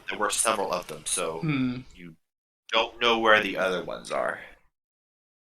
And why this cart stayed behind if they're already further up ahead? I don't believe they're further up ahead.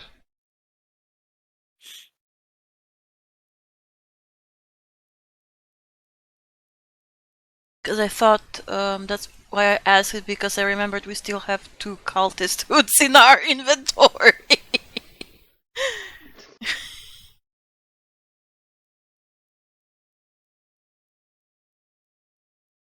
All right.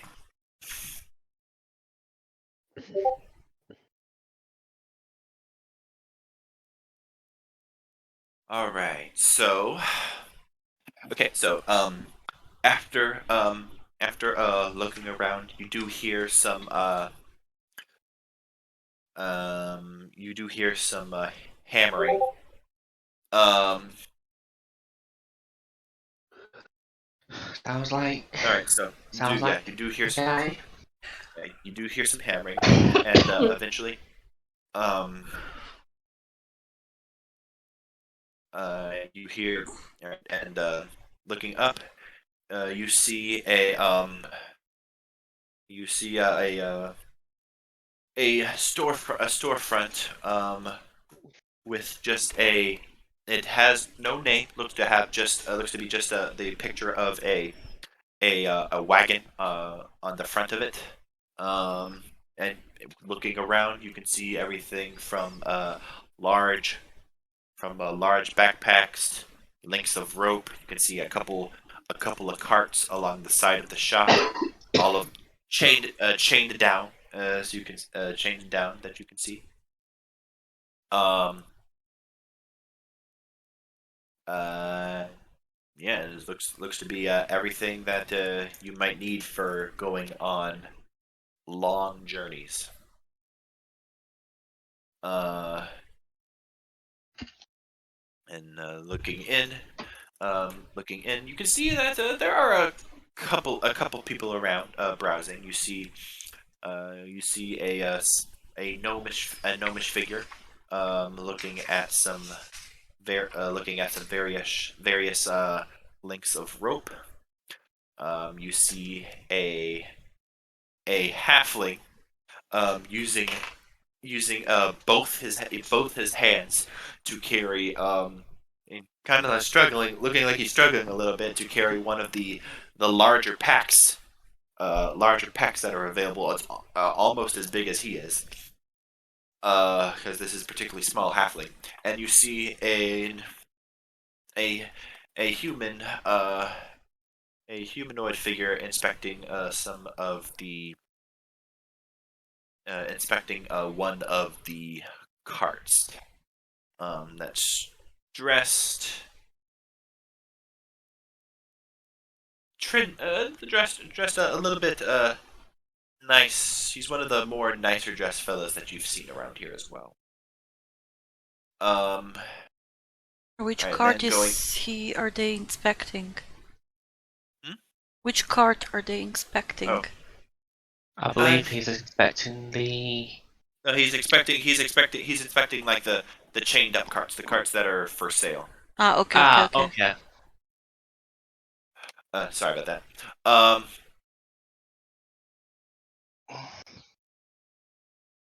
Okay, and then so anyway. Oh.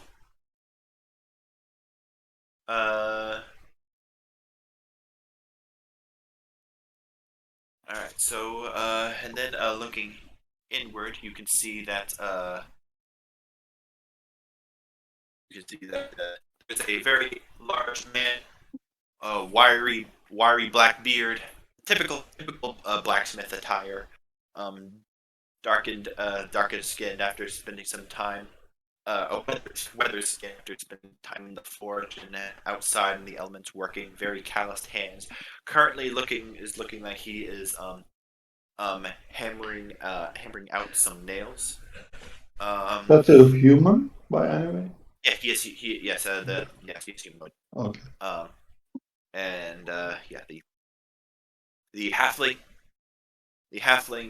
goes up. Is like, I'd like to buy this, please. And first thing that you notice about this particular halfling, despite his small frame, he has the largest nose on a face that you guys have ever seen.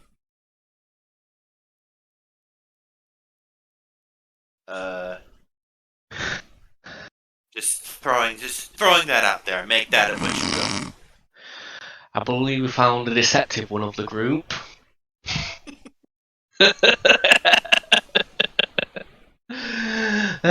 Okay then. Now I'm just trying to remember from like a few weeks ago. So the guy, so I believe it was actually no, I've got all the handouts here.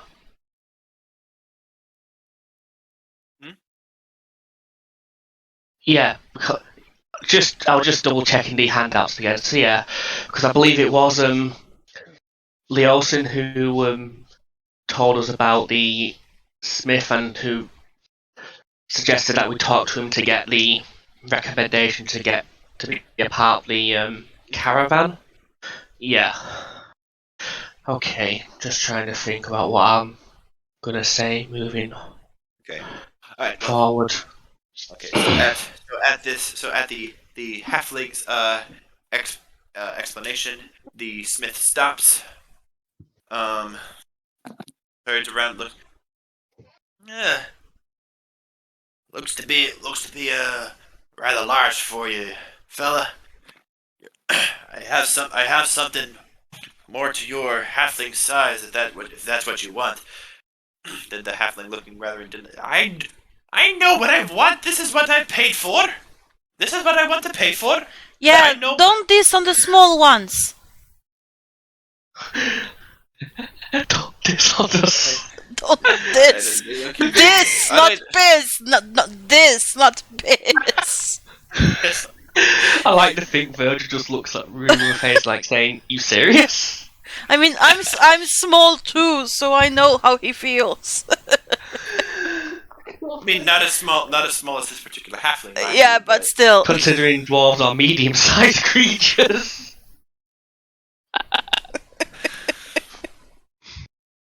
All right.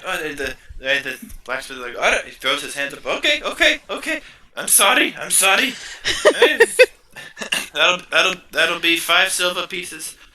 Right. The halfling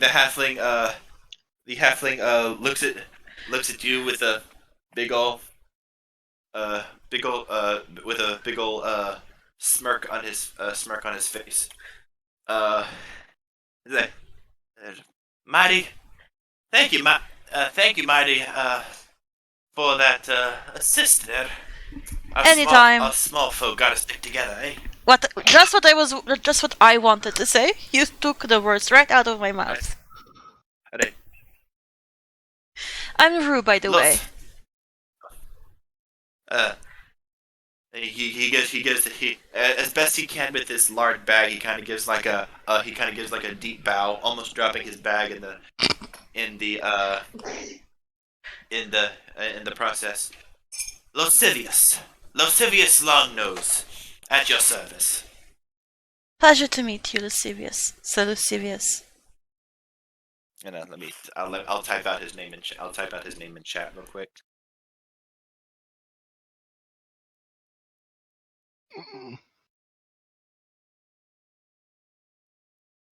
I'm guessing his family is known for long noses. You're saying that out in character out loud? No! No! But you do hear that in your head with message. God damn it. All of you hear that in your head. In Selena's voice. You see she's kind of crossed her arms. Oh, if you happen to look back at her, her arms are crossed and her fingers seem to almost be like splayed, but it looks almost natural, but you notice each finger is almost pointing at one of you. When you hear that.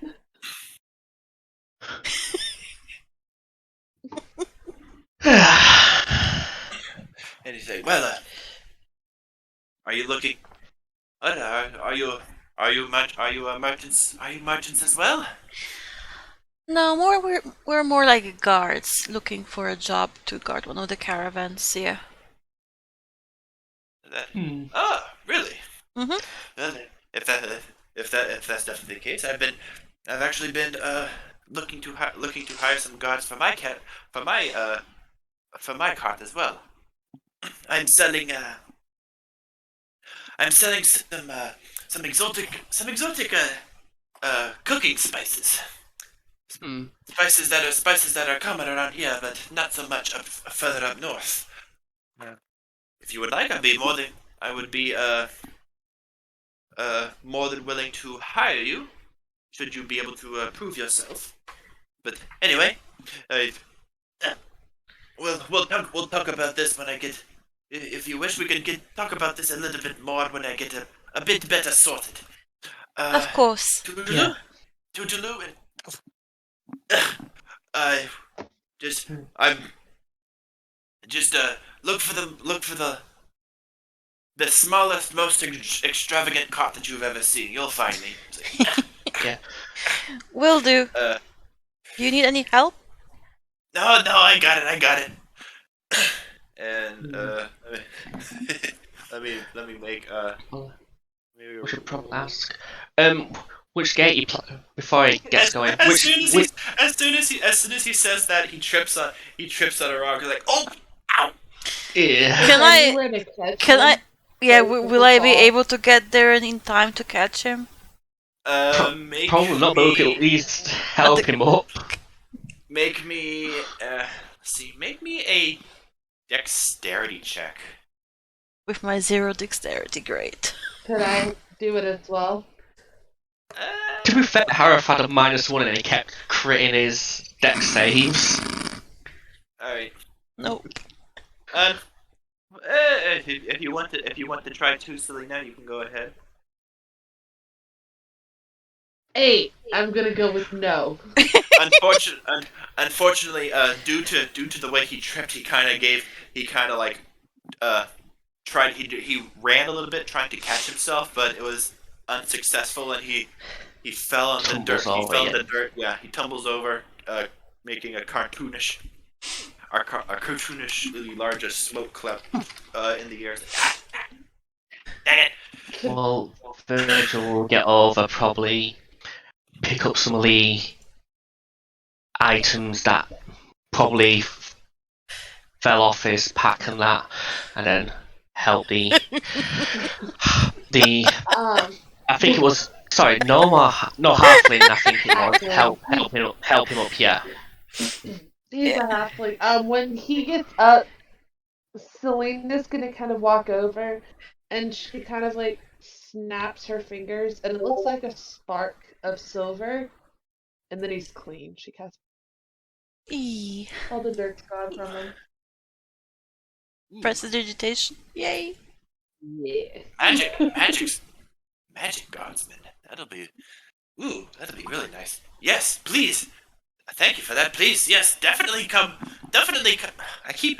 His voice keeps getting lower and lower and lower. Yes.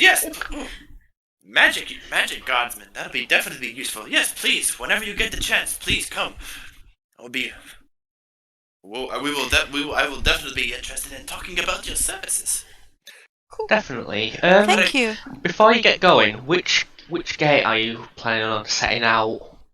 Oh, I'm part of the large caravan. I'm part of the large caravan group that's going to be leaving northward to Waterdeep within the next few days. Excellent. We'll be sure to catch up with you then. Alright. Likewise.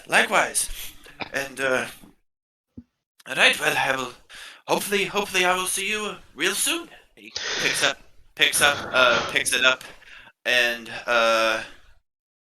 continue wobbling around.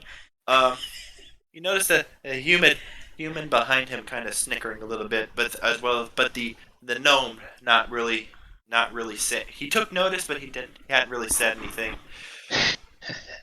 Selena's gonna glare at the human that's snickering at him. Can I do an intimidation check to make them turn away? With her creepy silver dragon eyes? Sure. God damn it. Don't laugh at people! Especially if they're small. He gets pale real quick and kind of darts away. Just looks at you kind of like, yeah, not dealing with this person. Her eyes like flash for a second when she glares at him. Where did he say he was going? The gnome? Yeah. Gnome or halfling? Or halfling. The halfling is it was traveling back to his cart. He just said to look for the smallest, most extravagant looking cart. Sorry, I meant the And since the he's probably caravan leaving from that the he's north going gate, Okay, probably the caravan. where?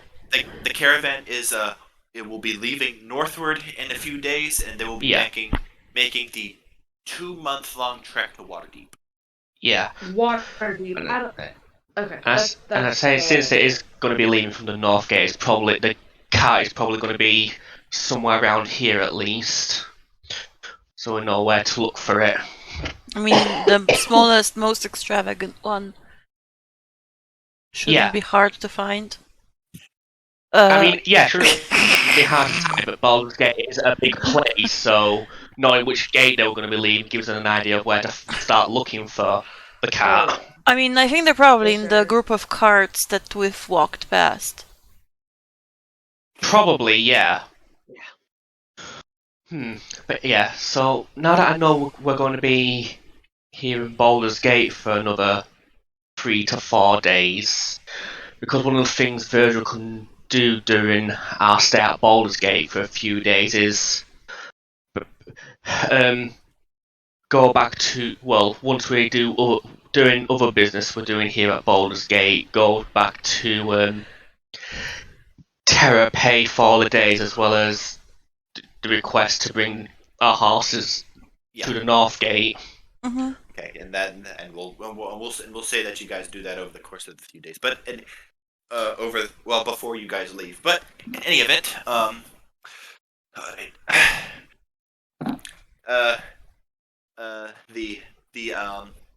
the blacksmith looking character, which you guys guess is Unthar. Kind of Unthar. Antha? Or Akin. Wait, Akin. Akin. Oh, okay. Akin. Kind of looks at the group. Kind of looks at the group with a kind of sheepish expression. Sorry about that. I didn't mean to be. I didn't mean to be discriminating against him. I just he. I mean, you saw what happened. He looked like he had a legitimate issue with the bag, and I thought the lighter one would be easier for him. I didn't mean to assume. It's okay. It's okay. We can get a little temperamental at times. Little? Were you discriminating against me right now? Just kidding. No, I said we can be rather temperamental at times. Yeah, but you use the word little, you know.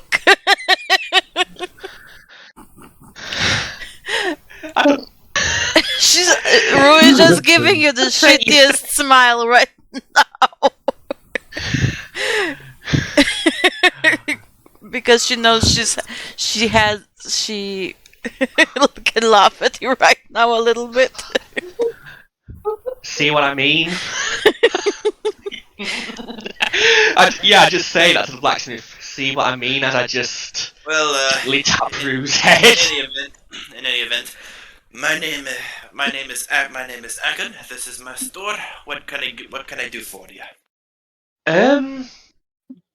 We actually came. Sorry. From El Torel. Yep, we actually came from El Torel, and were suggested to come find you by Leosin, who recommended you to us. What was? Ontar's room. Ontar, yeah. Really? What? Those two, yeah. Was it? He kind of shushes you, kind of looks around, appears at the looking at the human and the gnome around. Hasn't really paid any notice of what you guys just said. All right, well, of course. Well, if you want to look at that type of material, you'll have to come with me to the back of the shop. Please come with me. I'll be sure to get you a good price. Sure. Excellent. Yay! I'm sure. And he kind of looks around, and he kind of gives you. Do you not know the meaning of discretion? Apparently not me. It's like, are the four of you like new to the Harpers or something? I'm not a harper, I'm the member of the Order of the Gauntlet. Oh. Okay, well, that explains everything, right? Yeah, your group, the Gauntlet. Okay, but anyway, but when dealing with the Harpers, you have to know a little bit of discretion.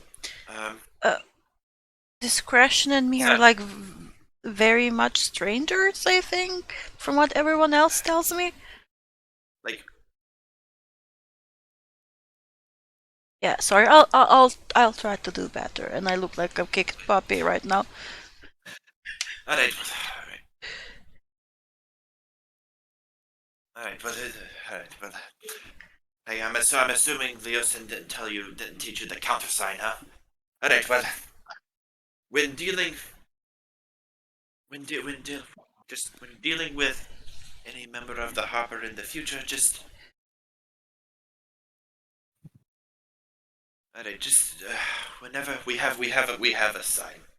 Just say a good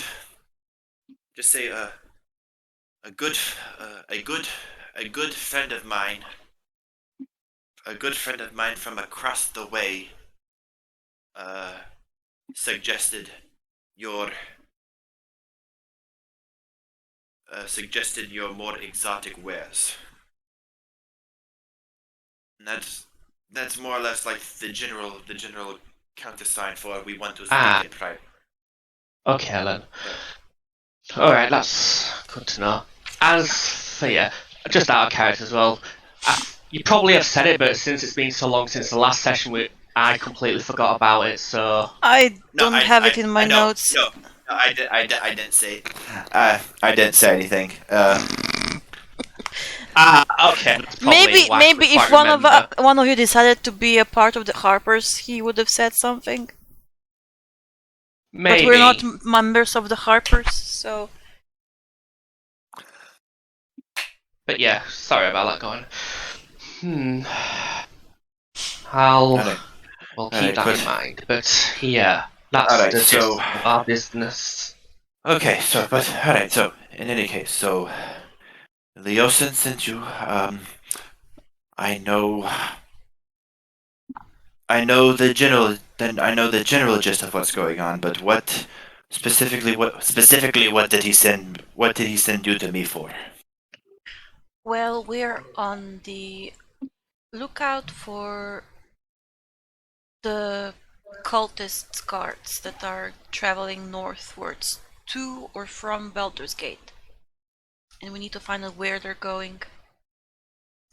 That he kind of at the mention of like that explains a lot. We actually just saw like- one of them here in the group of the carts over there. That explains that. That cart arrived very, very recently, within the past few days. He said that he was part of a much larger group, and that he paid a very substantial amount of money, very substantial, I might add,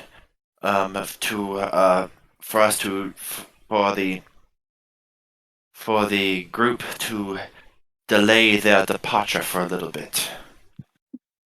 The money was good enough that the head of the caravan allowed the delay. That explains it. Actually, if we had enough money, we could counteroffer them, make the caravans depart, and strand them here in Baldur's Gate for some more time. But I don't assume we have that much money. Probably not. From what I understand, it was a couple thousand gold. Yeah. So Wait, the only cart talked about delaying the whole of the other carts. They did to delay the whole caravan, because again, traveling between the two cities, especially nowadays, is dangerous. The caravan head didn't really bat an eye to that, especially when they flashed that amount of money. Yeah. So So out of Okay. character, the whole of the the cultist caravan came through Baldur's Gate and left one of the carts behind. The caravan that you guys saw, they were kind of like they traveled ahead of the rest of the group. The rest of the cult wagons have not arrived yet. Arrived yet. That's okay. So that particular wagon rode ahead of the rest of the group, saying that they were a part of a larger group of wagons, and offered a substantial bribe for the caravan to be delayed for a few more days until the rest of the wagons arrive. Okay. So The whole caravan, both the merchants and the cult carts, can go drive through together. at the same time. Yes. So hiding between the masses, basically. Yes. Yes. Exactly. So how big of a caravan? How many carts will be there in the caravan at the moment? All right. Well, If there's something you know, of course. let's see. 100 carts, maybe 200. Not that much. I believe about 50 or so. So what we actually need is we need to join the caravan, but since we are not selling anything, it would be best if we join as guards to a caravan, a group that And is keep an a eye secret. on the cultist cards. Which fortunately it seems like we got pretty fortunate with the halfling, since he's interested in hiring us and he's going north as well. Yeah. Yeah, but the halfling has, as he told, just a small caravan, and 4 guards. No, for a he small said caravan would- he was part of the big caravan, but that his cart was the smallest, most extravagant one. Yeah, but Small, 4 guards for such a small cart would. But Yeah, he's well, if part you of think the about he's it- part of the big caravan. Yeah. Also, if you consider as well an extravagant wagon, that's definitely saying there's something very valuable inside it. So it would make sense for it to be pretty guarded. Mm-hmm. And Well, let's see what- if we try to circle around the caravan, keeping an eye on the cultist dragons, it would be pretty easy to find if it's a small, extravagant one. Well, again, keep in mind, whenever. Of course, it does. It depends. It depends on who hires you, but typically, whenever you're hired as a caravan, as a wagon guard, you are hired to guard the wagons, not go out, and Yes. dance willy nilly between the caravans. So you will be expected to guard the wagons both day and night. So. Again, you will also need to keep in mind the positioning as well. I don't know specifically where each cart, but it's typically going to be a ragtag wagon or ragtag wagons.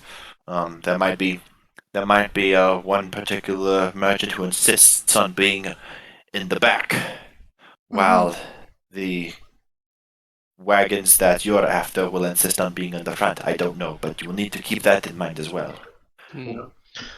So you're suggesting we might want to find other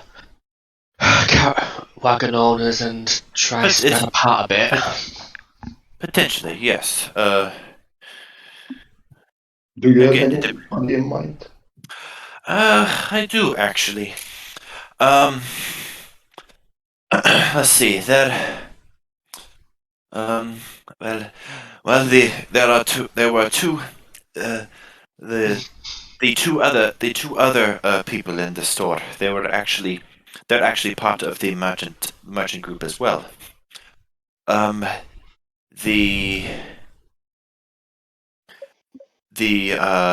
human that human fellow. His name is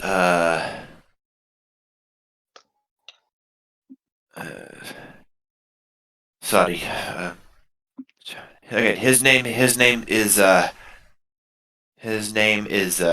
Eldor. I don't recommend him, but he does eh, he knows that he knows his way around. He knows just about he is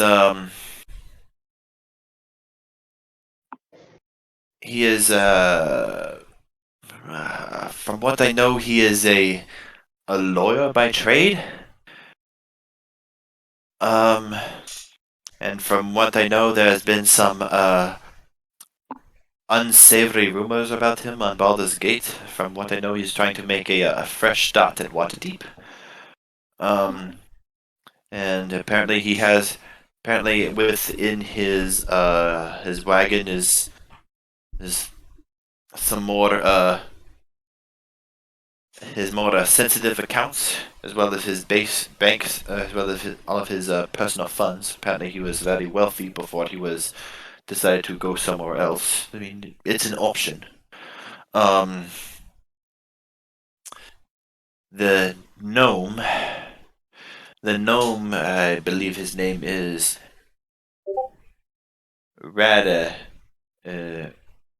Eradicate. I can never pronounce those gnome Pokemon names. Eradicate. Eradicate Petathun. Um, very, very, very quiet fellow. Don't really know what he is selling. I don't really know what's selling. With all my information, I know next to nothing about him. Very quiet, but he insists on going. He insists on riding in the back. So if you paired up with him, you could potentially be able to see the caravan as a whole and get a more wider view in that way. Interesting. And then there are a few other merchants that I know of as well. There is a there is a a particular dwarven fellow by the name of Lai Anguston. Lie with a Y or an I? L-A-I. L-A. L-A-I. Yeah. Or Lie. L-A-I. Okay. Lie. I-A-N. A-N? L-A-I. Okay.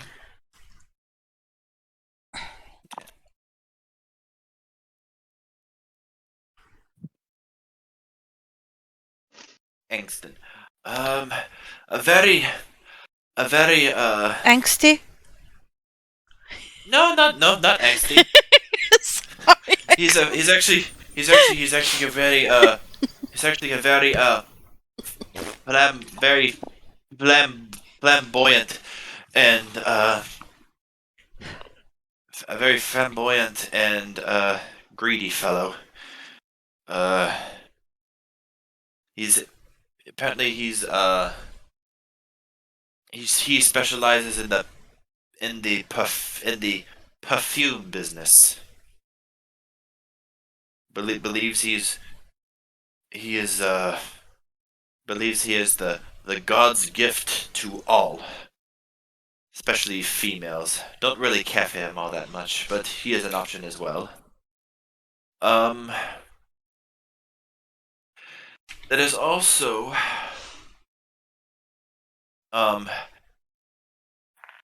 one I think you might like. He is a human man named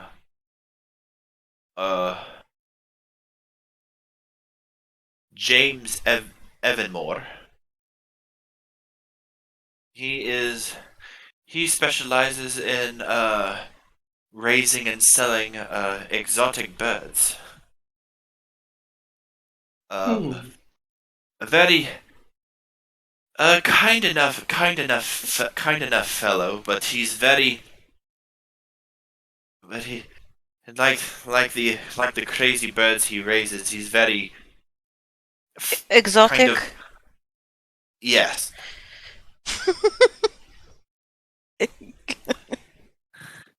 To put it bluntly, yes. And finally, there's one more that I think might be interested in hiring you to. That is an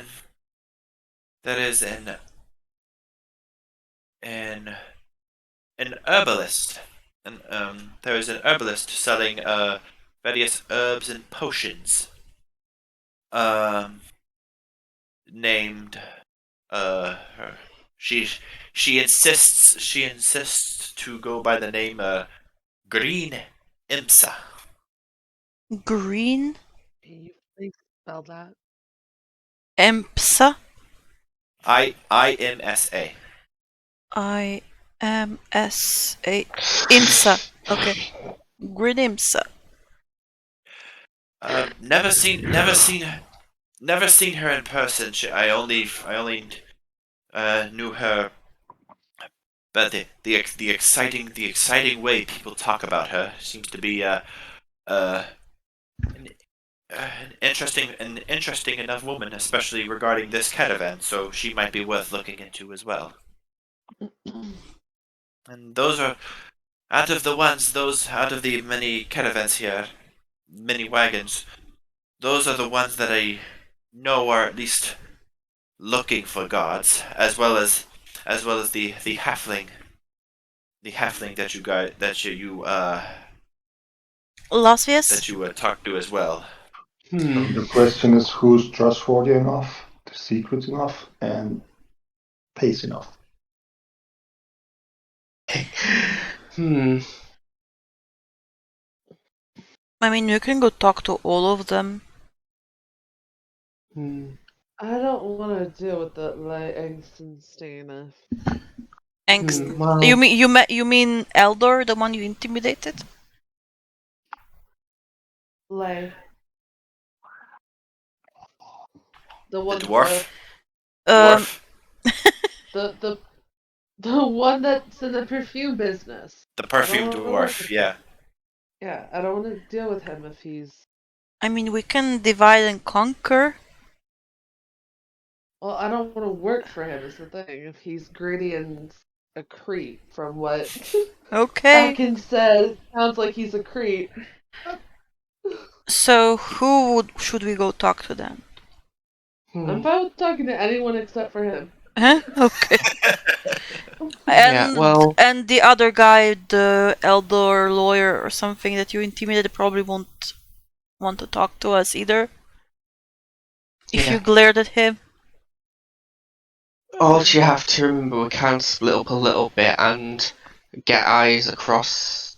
Well, try to get eyes as much down the caravan we can, because Should one we thing get that- hired by other, like, separate? One of Like, us get two of us hired. on one and two on the other. Yeah. we could do that if you wanted, or if people are fine But that by would, themselves. that would much more restrict our movement in Yeah, the caravan. true. And when we are all together, we can cover for each other if we are looking into something. But if we're separate, then it will be twice as hard. Yeah, true.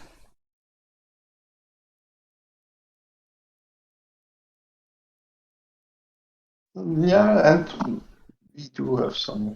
If you want to talk to these guys, then I suggest we go and talk at once. Maybe on the road we can find some other people, and then I do like to step out for a minute and for a moment, and I do have some business to attend. Just real quick. Yeah, sure. Okay. Right. Yeah. All right. Yeah. Okay. So. All right. So. Well. In any case, he goes and hands you what looks he goes in the back and hands you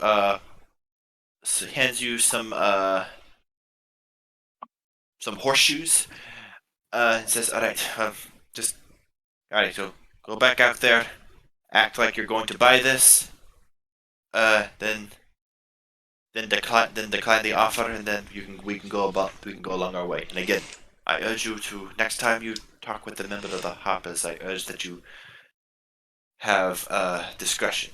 There are many among us who are suspected and are watched constantly, so you have to be careful about how you interact with us. I'll just be silent Right. then, if I remember to.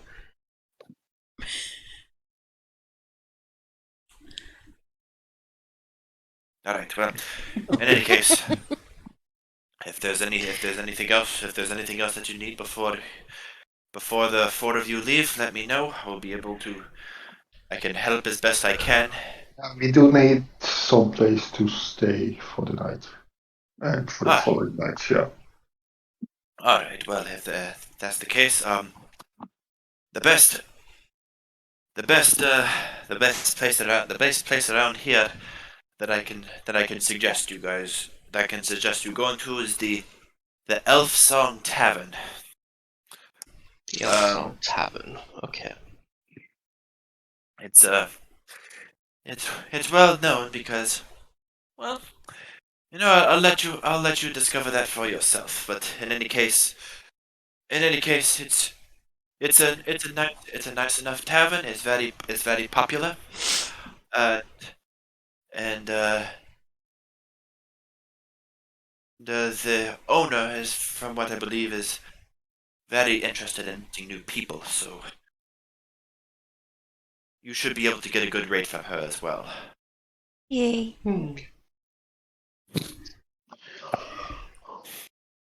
Okay. Now, do you guys want to check out the tavern first, or do you want to? We should probably check out the tavern, and then that would be our meeting place, and then we can go and talk with these caravan members. Yeah, we could do that. So yeah, let's do our the offering of the horseshoes. We decide not to, and then we can be on our way discreetly. Okay. Not that not that I really did it well, because I didn't remember anything like that. But Leosin didn't teach you guys that, so. Yeah, Yeah, like I said, might have taught you that if you decided to join the Harpers. That probably have been the case, but yeah. Anyway, so getting out of there, so it seems like we'll be using the Elf Song Tavern as our small meet-up as we go do stuff. Okay. So do you think there'll be elves singing in it? Baldur's Gate. In the tavern? Elf Song Tavern, Yeah, it's probably a human tavern that's fascinated by elves. I wouldn't get my hopes very high on that.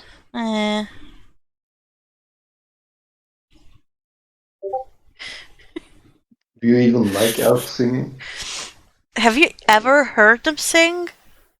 Yeah. I haven't. Okay. I mean, all the songs I've heard were those body songs that people sing in the taverns when they're very, very drunk, and I really kind of want to hear them singing as well. I've heard that wood elves can sing very well in the woods, you know. I love these little silent pauses as soon as Saru says something stupid. A moment of silence in regret for Saru's stupidity.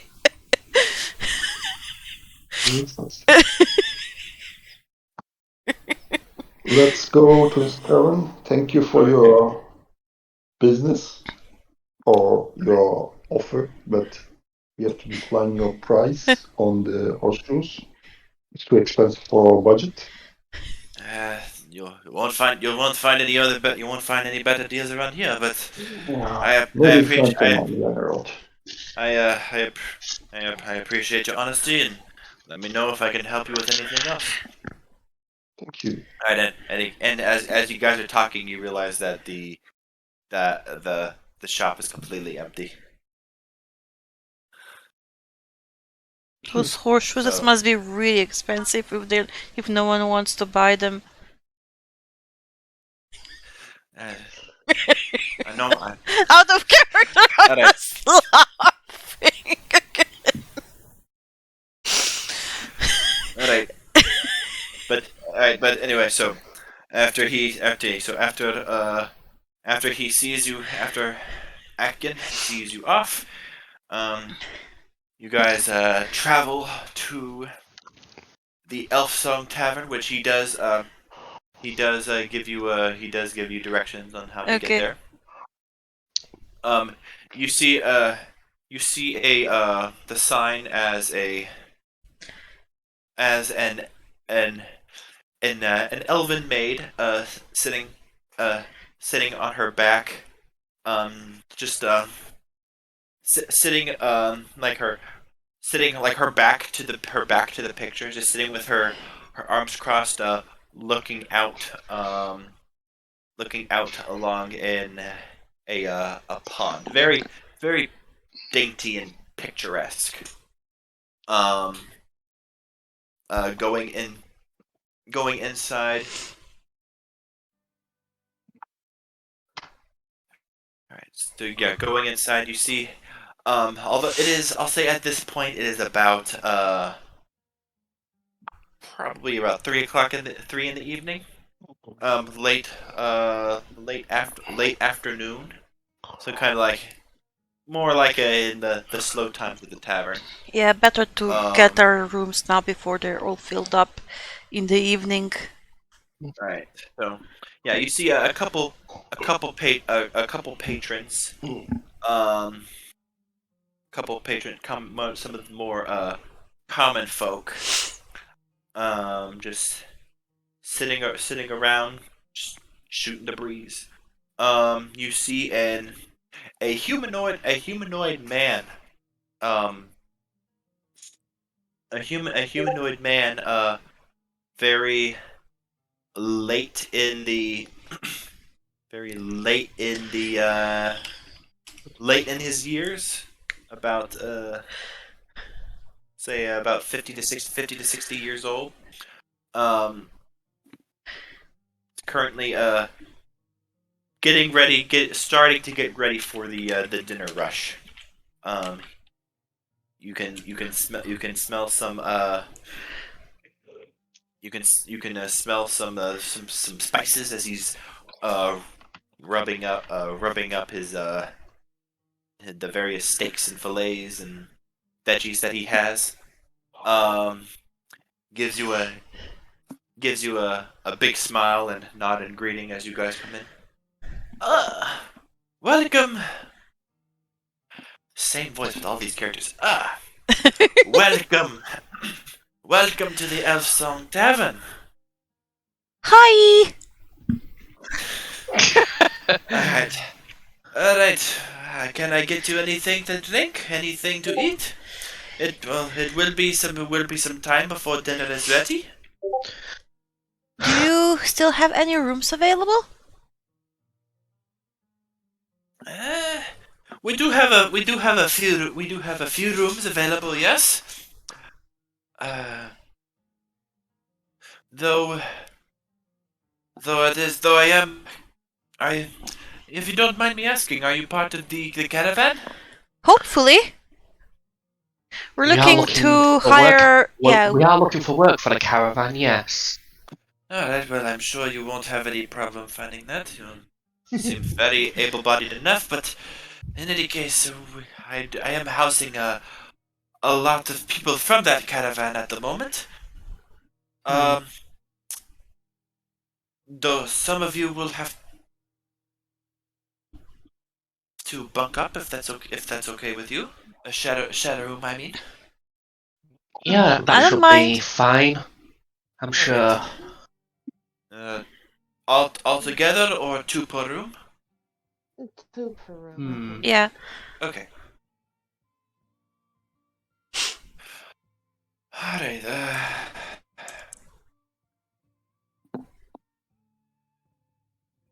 Alright, so for that,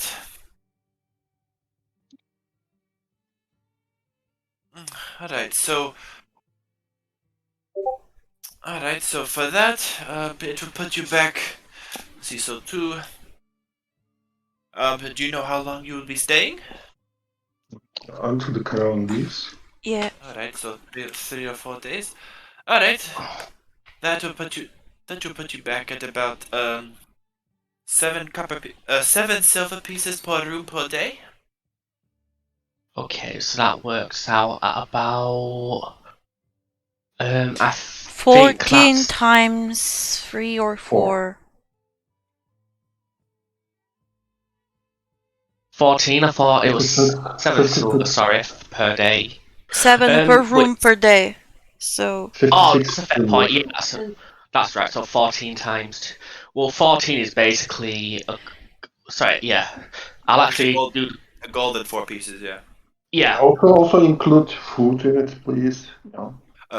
Yeah. So uh Yeah, I've yeah. just So yeah, that'll be yeah. So yeah, and it'll be food will be about three silver pieces each. Let's say 7 gold. This should be enough to cover us. yes, So yeah. So How much? 40 7 times gold? 4 is 56 silver, and then 3 silver per person per day. Is it? that's Yeah. 12 12 per day. times So yeah, so 4. Okay. three silver, 3 silver for the 3 silver for the whole day for like all meals. So 7 gold, you said? Yeah.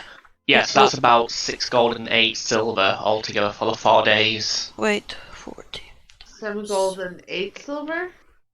6 gold and 8 silver. Let's just make it 7 gold. We will Yeah. probably drink 7 gold to. If you just deduct 7 gold, that's pretty much. That's pretty much I've the done full it. cost and a 2 silver tip, pretty much. Enough. How we are stingy with our money. I mean, I think that's pretty cheap. Yeah, thinking that we have to pay that much for the horses per day. We got the horses for free. Yeah, but for the accommodation of the horses in the stables, 2 gold pieces. Per horse. Yep. Yeah. But yeah, okay, that's good. So with 2 rooms, I guess it's going to be me and JJ and Rue and Yeah, well, Selena.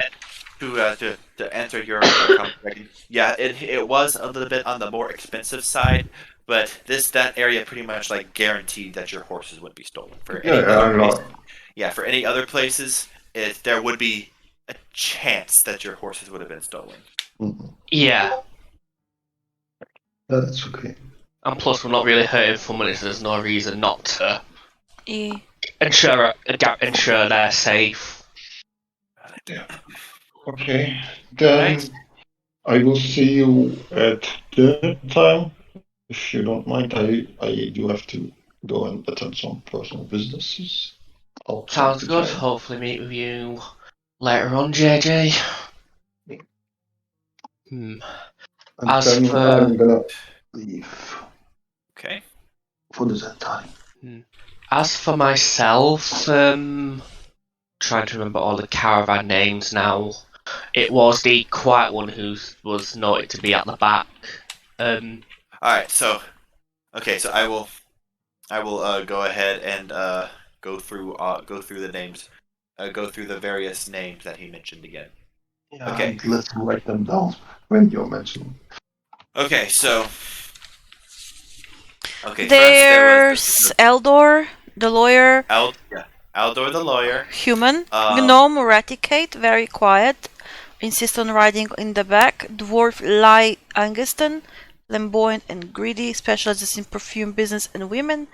Sleaziness, human James Evanmore, raising and selling exotic birds, very exotic himself. And herbalist alchemist Grin Imsa. Very liked.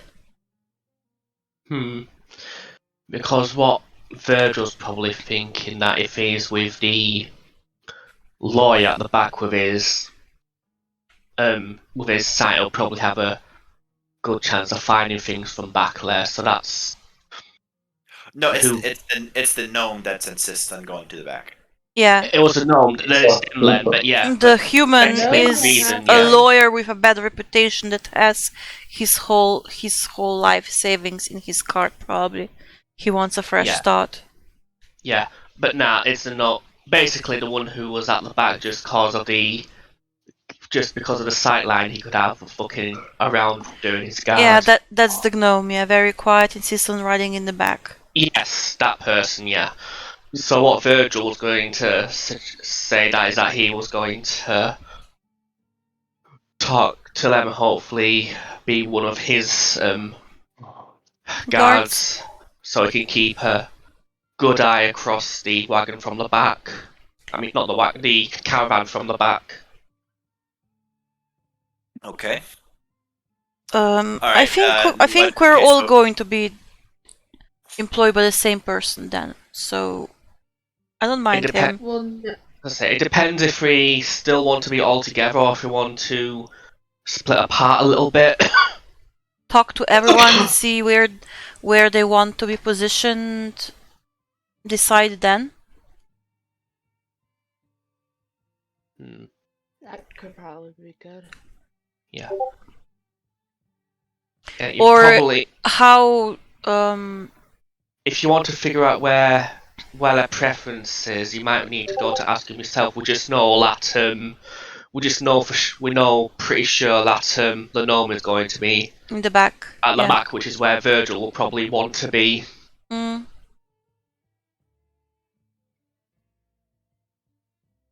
I'm also thinking talking to the one with exotic pets, birds. Like, would they be counted as familiars? No. Familiars like involve like a specific spell. Mm-hmm. And they're more like magical in nature, but like no, birds will be more along the lines of like actual like a pet. Parrot. Like a Pet. but would you mean would it what do you mean by like find familiar? Like would you be able to use it like like a lookout, like flying above?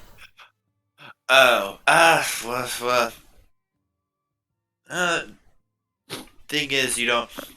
Well, it's not like the find familiar spell. You wouldn't really have a way to communicate with it unless it was a parrot. You could. I mean, you could potentially, if you were to get a bird, you could potentially like train him. Yeah, train regarding like animal handling and whatnot. You could potentially do that.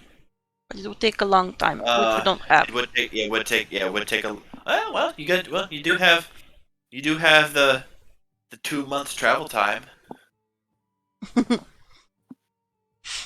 something that you can do in your spare time. Just birds or other animals as well? He specializes in exotic birds. Okay, can we just stop by and see what kind of birds he's selling? You know, because I'm interested. Okay. Alright, so I guess. Okay, so we have Virgil going to the Quiet Gnome, JJ going to do some business within the city, Rue going to the Crazy Bird Man, The Crazy Bird Man. I mean, it fits character-wise. Yeah. That she would be interested by the shiny thing. Alright, Selena, what are you gonna be doing? I'm following Rue. Okay. Rue needs to be protected. Rue needs to be protected. Sure she doesn't say something that pisses someone off, which doesn't mean to. I'm just like making sure Rue is okay. Rue is so precious, she needs to be protected. Yeah, she's the paladin of the group who's usually protecting us.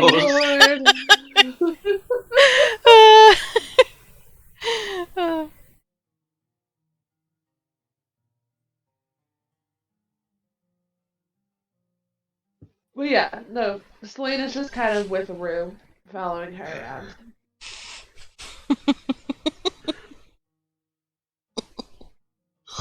I love this. Okay.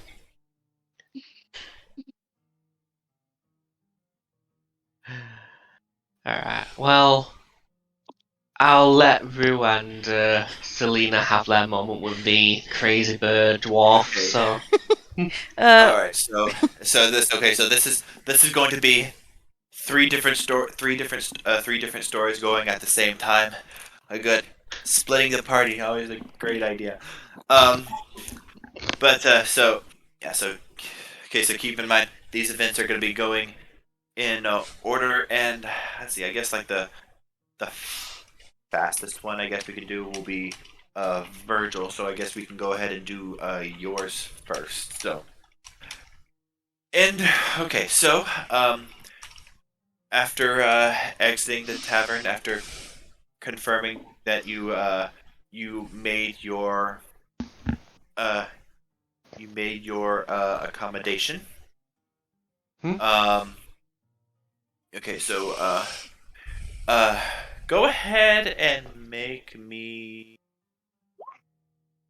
either a perception check or a persuasion check to see if you can like either find, because you saw the gnome, you know what he looks like. To see if you can like identify him or Okay. see if you can like ask around. Okay.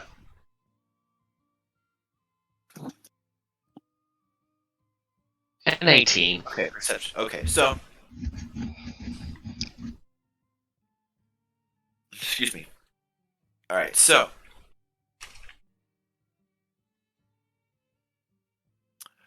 right now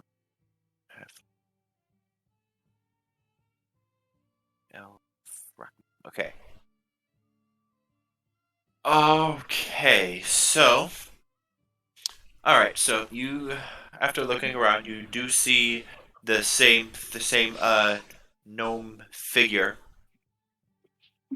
The same gnome figure. Going. It's a his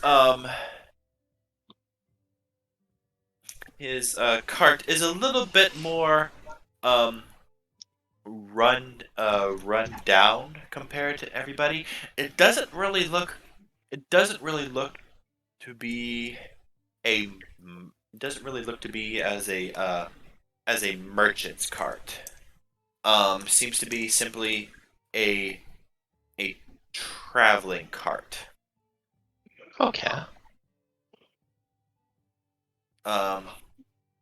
See, doesn't look to be a merchant's cart. He simply seems to be a traveler that paid to be part of the protection that the caravan offers. Okay, then. He seems to looks to be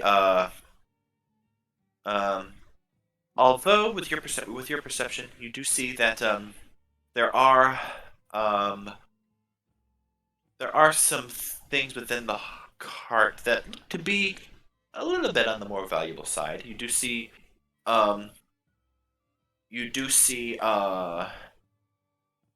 what looks to be a lot of pots.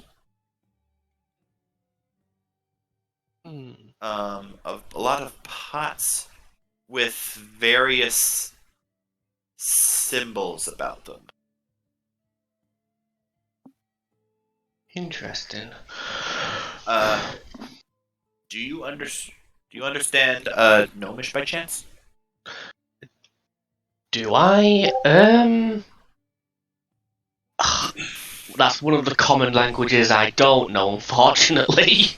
Okay, Rip. so yeah, looks to be in gibberish, unfortunately. Unfortunately. But yeah, just to clarify, what was the gnome's name? His name was Radicare. Radicare. Okay. Okay, I'll type it in chat. So that he doesn't end up being Raticat from Pokemon.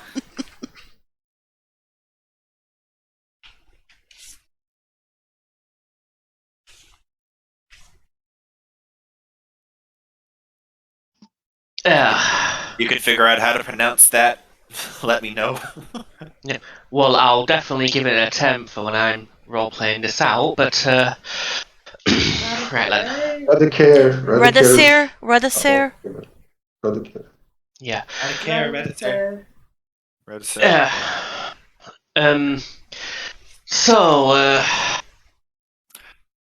So Virgil will kind of come over to where the cart off, not seeing the gnome at the minute, he'll just try and call out at least, Mr. Perifon, are you around? Who the? Oh, he kind of gives you a very long look. Can I help you? Yes.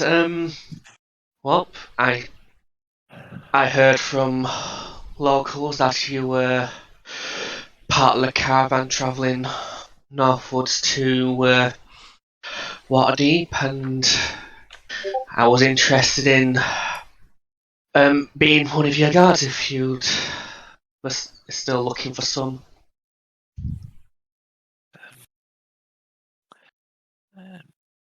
Look like you could. You look like you can handle yourself. Are you good with keeping things discreet? Hi. Sorry. Okay, out of character. Come on, guys, please. I mean, you can be pretty discreet, just probably not me. Oh, God. Sorry, I couldn't If anyone help. in our group I know wants to say where you guys are exactly coming very from. good. Don't worry. Come on. Anyway, so get myself back into character. Just give me a moment. Sorry about that. I know how to keep. I know when to keep my lip cells and when to look the other way. Alright, well. Make me a persuasion check. Okay, Alan.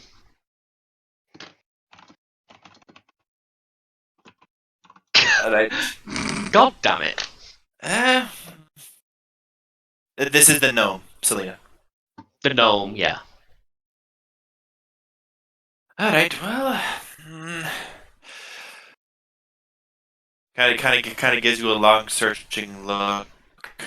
Well, beggars can't be choosers, I guess.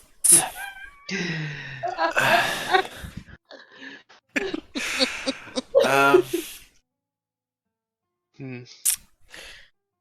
Well, in the end, I it's won't- just about. I won't be much for conversation. I'm a very quiet individual. I won't ask you your business, and you don't have to know mine. I ask that you take.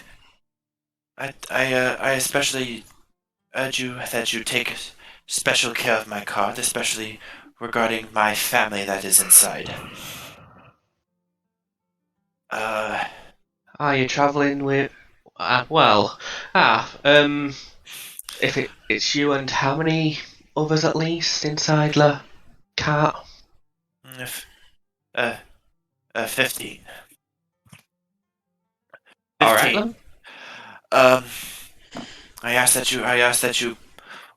you watch over them and care for them as if they were your own children.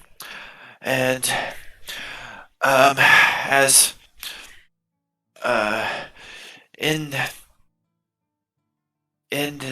see, I do like being in the back of the cart. I being like in the back of the caravan. I do like to be the last to be attacked should we have arrows fired at us from front. Oh my god, if Ruru was there, she would ask, what about from behind? You would be the first one. Thank god she's not there. Okay. And again, you do look like you can take care of yourself. So I can. Let's see. Are you good? Let's see. You're good with that bow. He kind of looks around, goes and takes a cup.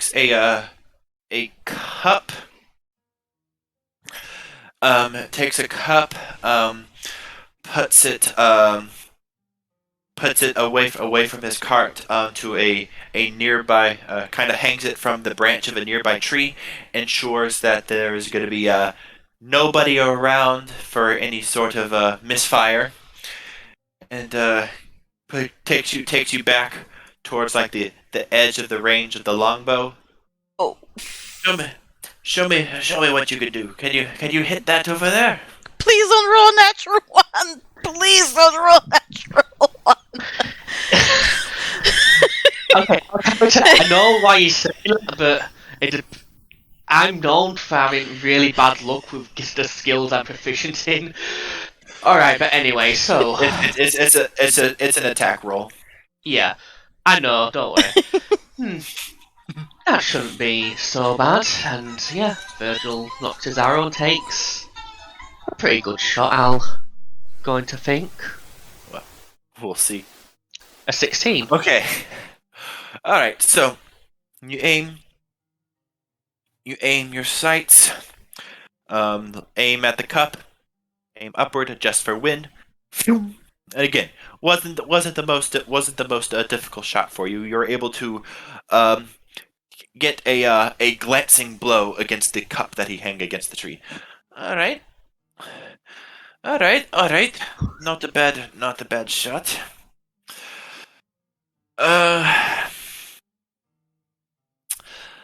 Let's see. I can. Alright. So let's see. Go ahead. Go ahead and roll me.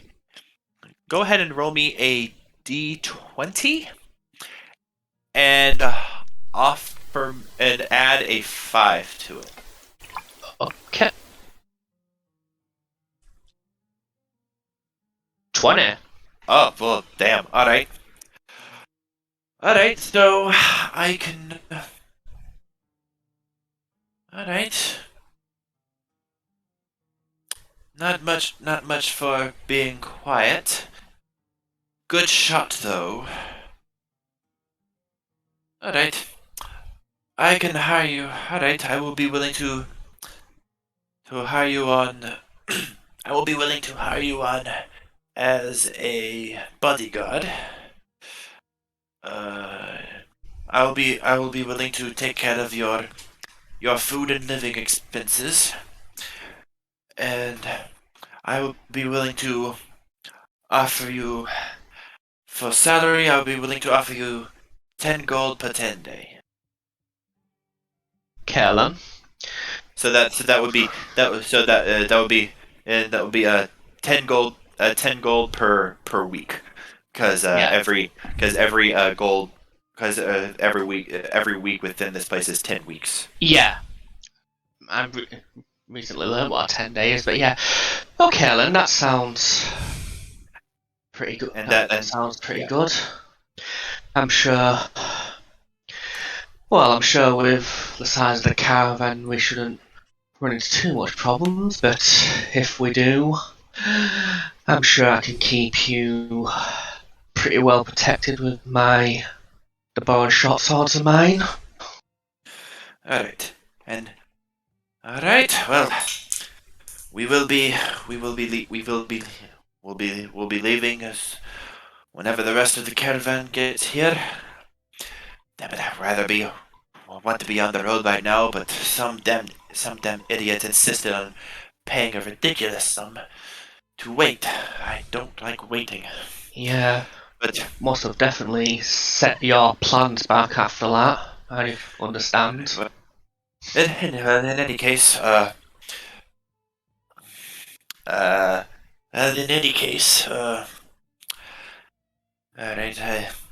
thank you for your offer. I expect you to be here as soon as we start moving, and hopefully we can make this journey as painless as possible. Of course. I'll definitely be there before we set off. I'll up until then I'll let you get your preparations done, and I'll get mine done. Alright, thank you. And again, I say to you, I ask of you, whenever we get on the road, take care of my family, and I'll be sure to take care of you in return. Of With that, course. he kind of goes back. He kind of goes back to look after the ponies that are currently drawing his cart. All right. Excellent. Now, rewind a little bit, going back to JJ.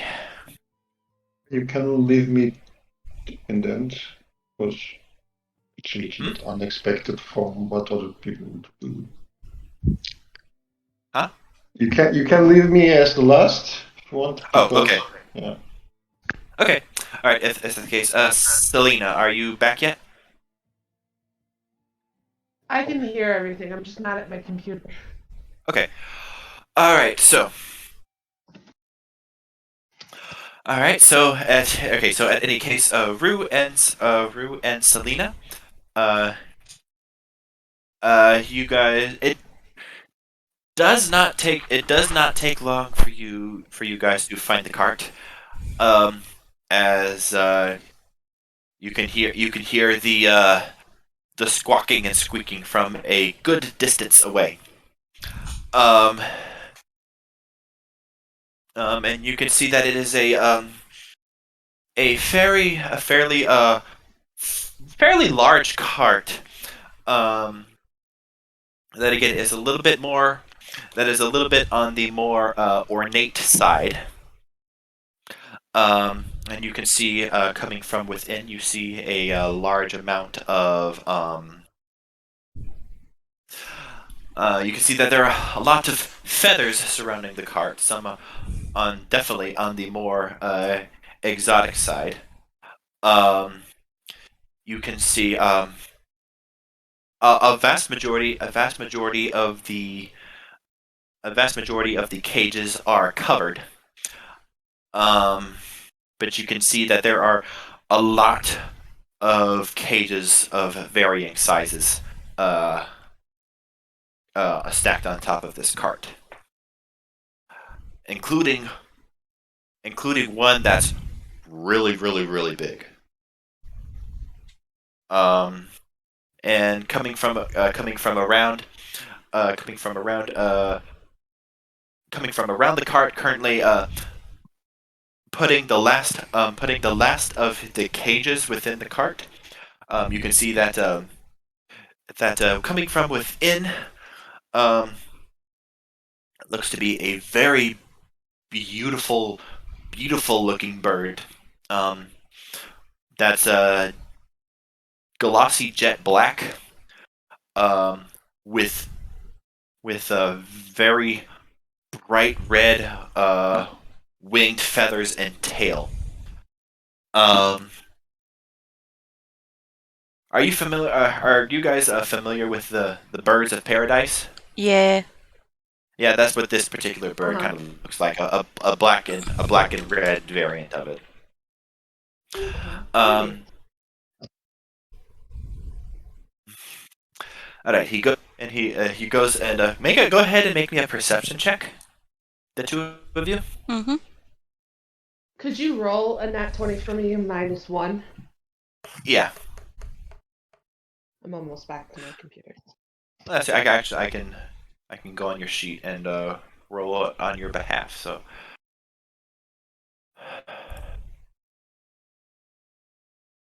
Okay, so Rue. Yeah. Okay, so you notice that true to what the blacksmith says, this dude is very, very, very flamboyant. He has a very darkened skin. He has a lot of shiny danglings along his wrists and forearms. He's a Gilmore? very he's a person. Yeah, he's very Gilmore's Glorious Goods-esque. Yeah, okay, I'm gonna love this guy, I think. I hope. And as you approach, you hear him you hear him say like very faintly, "Shh, calm down, calm down there, my beautiful creature. It would only be a short time in this cage before you will finally be free. No, no, no, don't, no. I know, I know you hate it, but be assured I will keep you safe throughout this journey, and maybe we'll find a very good owner for you, and then you'll be able to make me a lot of money, eh?" And then he puts the bird within the or hidden amongst the tarp. And he at this point he notices the two of you approaching. He's like, "Ah, uh, hello there. Welcome Hi. to my shop. Can, is there anything I can do for you?"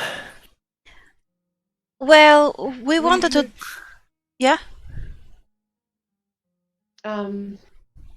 We heard that you were looking for guard on your trip north. Oh, I see that.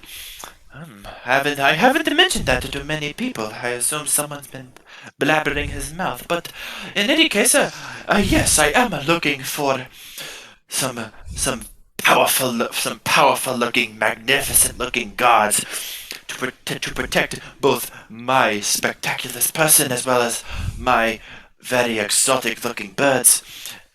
Fanciful, I've gathered them from all across the world. I am so glad I polished my armor this morning so that it shines. And he does take notice of that.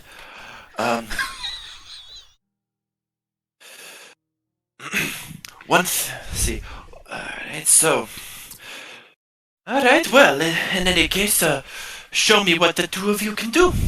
What are your specialities? Well, I'm very hard to hit, and I can heal, and I can cast divine magic. Basically, I'm a paladin. I do spells and upfront attack. See, she's very good at those. Ooh, magic, you say, eh? Mm-hmm. What kind of magic, if I might add? I know a little bit of magic myself. Is he asking this of Rue or Selena? Selena. Okay. She'll hold her hand out, and she'll almost like it looks like for a second she almost rubbed her fingers together, but she'll hold her hand out, and it'll start, like electricity will start sparking between her fingers. Then once that goes down, she'll snap and make,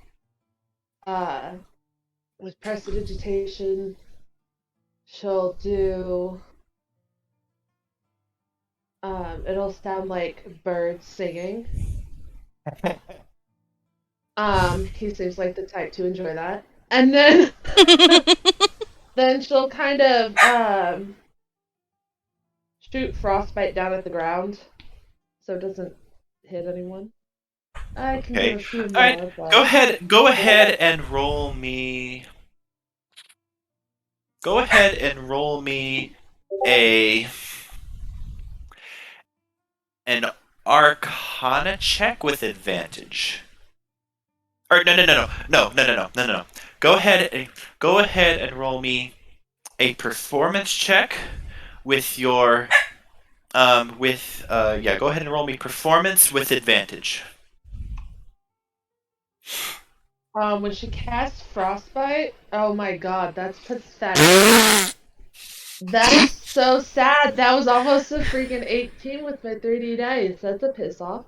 I was gonna say, when she does frostbite, her eyes flash, and so like her draconic eyes almost are a little bit more noticeable. I already gave you advantage. I'm sorry. No, I don't know. I was gonna say that before I rolled. I wasn't planning on changing that. All right. He kind of nods. All right, all right, all right. Not too bad, not too bad. And all right, and what about you, dwarf paladin? Show me what you can do. I take out my. Would I have a knife of some sort, like a small knife? I would say. Yeah, I take my knife and I make a cut on my hand and for like 2 damage and like heal myself with lay on hands. I can heal. I show him the shield. I am the main protection these guys have, so that they stay alive. I can also do some nice divine magic, like extra damage on top of what I already hit with. So you well, me speaking out, character. So you probably want to try and demonstrate a divine smite in some way. Yeah, but can I? If I just use a divine searing smite, would my weapon burst in flames? Okay. No, unfortunately, it has to hit something. All right. I could command him to do something. No. Or compel Duel to make him fight me. It sounds like a rude moment here. I mean, I'm just gonna say that to him. I cannot show you what my spells do because if I did, you would either have to fight me or I would have to command you to do something, or I mean, I would have to attack something with my weapon to show it. At this, he bursts out laughing. I like you. I like you a lot. That's great. Alright. Sheer personality.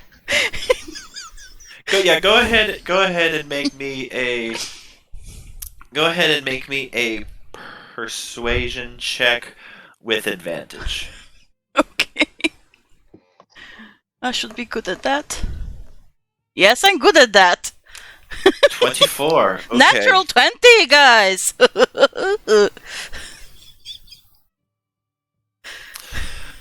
All right.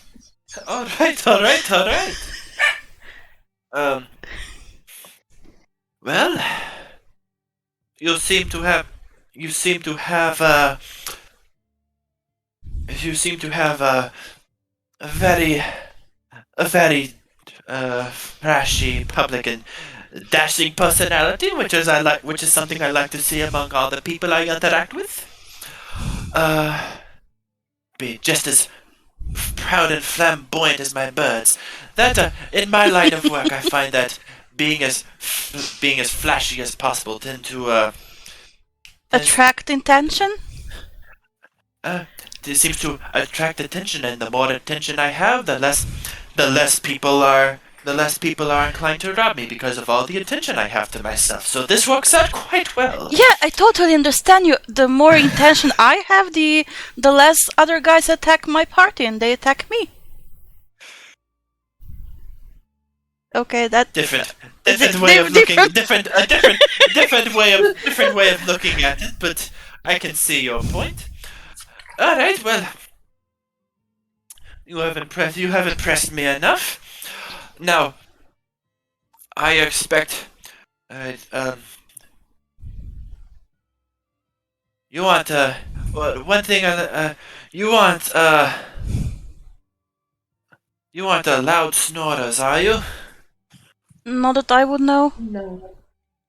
Okay, because my beautiful birds like complete silence during the night whenever they sleep. They are my They are my source of income. They are my pride and joy. I left my entire family in my home country because of these birds.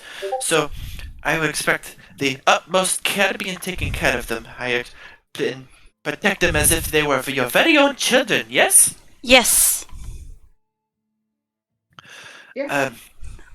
And if you want, I can give you what's the word in the common tongue? A peek, a look at my birds. Is that how it is? That how it is you pronounce it here? A show? Alright. What did you say? Sorry, I didn't hear. Is it? He asked he was asking you if you wanted like a tour of all of his birds that he has. Oh yes, I would love that. Okay, and all right. Better to get to know my children, so that I can protect them better. Okay. So, all right. So, the two of you go ahead and roll me a nature check. The two of you. With That's advantage. I'm No, it's changing my 3D dice. I can't roll above like. I mean, Okay. I'm barely better than you. Okay. So you have no idea like the specific names of all of these birds. The birds that he has, We just but- think they're pretty. Yeah, but they're like pretty. Like he's like, now this one, no, that one over there is called a red. What's the word in the common tongue? A red macaw. I caught him from a jungle very far away from here in the jungles. Cool thing about this bird is that if you make him happy, if you make him happy, he will talk to you like a human. No, a red. He said a red macaw. I just said it in a weird accent. Yeah, I figured it just sounded funny when I heard it through the headset. Do we have similar coloring? Like Alright. she has orange, reddish orange hair. Huh? Do they have a similar coloring? With the birds? Yeah, my hair with the red macaws. Hey, yeah, it's similar enough. And then he points to two birds that points to birds that actually the two of you have seen around here, including like some of the more common birds around here, at least, think like pelicans, eagles. There's a hawk in there somewhere. And then he goes, and now for the grand finale. He goes out and brings out like the bird that has like the giant bird cage, and in there is the largest bird that either of you have ever seen. It kind of looks like a bird, but what really sets it apart, it has a beak. It has a beak and it has wings, it has feathers. But what sets it apart, it has a really, really long neck. A really, really long neck, with long feet, almost like 10 feet tall, and it has black and white feathers. He says, now I don't know the name of it in the common tongue, but I worked long and hard to capture this particular bird. The common people called it ostrich. Ostrich, I believe, is what they called it. Ooh. Ostrich? Ostrich? Ostrich? Os- Ostrich? os- ostrich. Ostrich. Like the common people. The common people believe that this particular bird had to stretch up really high to really high and tall to keep predators from attacking it. So they called it, I believe, and they taught their kids that they taught their children how to teach it too. And sometime they became the tallest birds in the desert surroundings. So they called it an ostrich. Oh, Don't know where the nice. os came on. I don't know where the os came on, but they called it the ostrich. But anyway, and yeah, he points some other birds as well, including flamingos, emus, some rare breeds of chickens and roosters. Um, but yes, true to his word, a lot of the birds here you have never seen before in either of you two's lives. You can see Rue's eyes shining with excitement. She just loves this so much. Alright, but alright, now down to the payment. I can hire you have sufficiently impressed me. I would be willing to hire the two of you as a bodyguard. I would be willing to pay you about 15 gold pieces per week. And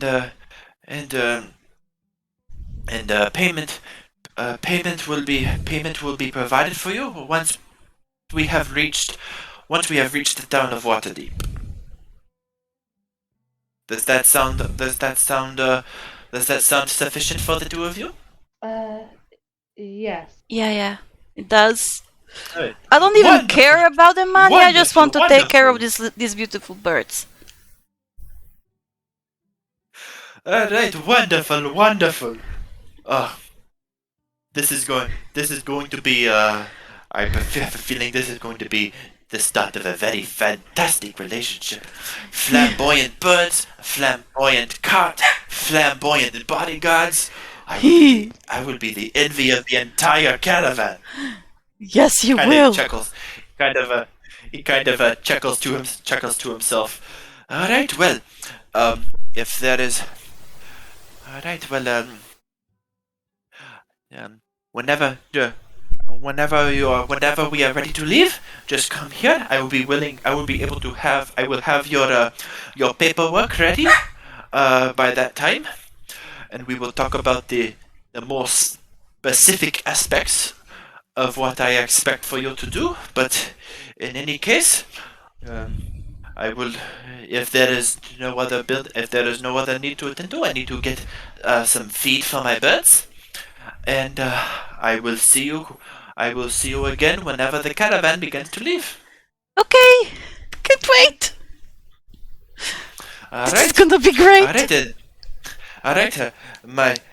My gratitude and Abinaza. And with that he says his farewells in his own native language, and that he leaves to the front of his cart to get the feed for the various birds. Okay. All right. I wave at the birds as And- well before we leave and say bye to them. They squawk at you. All right. All right, and I guess we can go ahead and leave it here for today. I'm sorry. I do have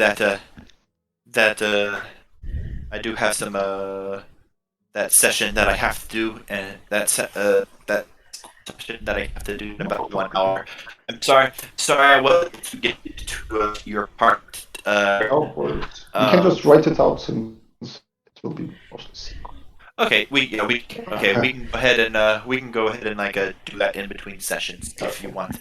In regards to like keeping your backstory stuff private from private if you want. Okay. I get. Well, this is me just speaking out of character. You don't need to confirm anything, but I get a sneaking suspicion something's up with this gnome, and I just want to figure it out. Yeah, I mean, how big is the card where he has his 15 family members anyway? I get. Out of character, I get the feeling that it might not quite be quote unquote children per se, but More like urns with pots with ashes. who in the right mind has 15 children? I mean, gnomes are very rambunctious. They breathe like rabbits. Oh my god. I mean, look at But Scanlan. no, I'm just gonna look forward to that surprise next week if I figure anything out. Just a bit gutted how I've got like 4 common languages known and gnome is not one of them. Because I've got common, elvish, dwarvish and halfling. Yeah, sucks for you. Sorry, couldn't help myself. I know, right? No, the languages Virgil know are common, elvish, dwarvish, halfling and sylvan. So pretty much everyone, all of them except Gnomish. Yet, the one common language that I don't have. I know Dwarvish, Oh, that Draconic, sucks. Common, and Celestial. I know Common, Orcish, Minotaur, and Draconic. Minotaur, nice. I think everyone but Virgil has Draconic. But I won't keep you held anyway. I'll let you get started for like university and that. This was a fun session. Yeah. A lot of fun role play. Yes. So don't worry. Well, we will have combat eventually. I promise. Yeah. But this has been just it's been a lot of role playing sessions. So Those are kind of the I love. Yeah, it's a nice pause or in between the next round of combats. Yeah. Yeah. Gives us time to settle down as a party, get our dynamic going, get to know each other better. Yeah.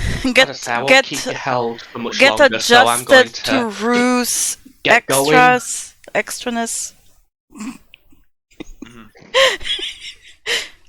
Okay. Have fun, Dr. Evil. all right. This is gonna be a fun couple of sessions. But in any case, I will see you guys hopefully next week. Yeah. Because school crazy. Like, how are your tests, your exams? Yeah. Bye. They were difficult, very difficult, very difficult. It was pretty much like based on his. I haven't had him as a professor before, so I was based on like based on the style that he was teaching in class. I was expecting his exams or his midterm to have a similar format. It was like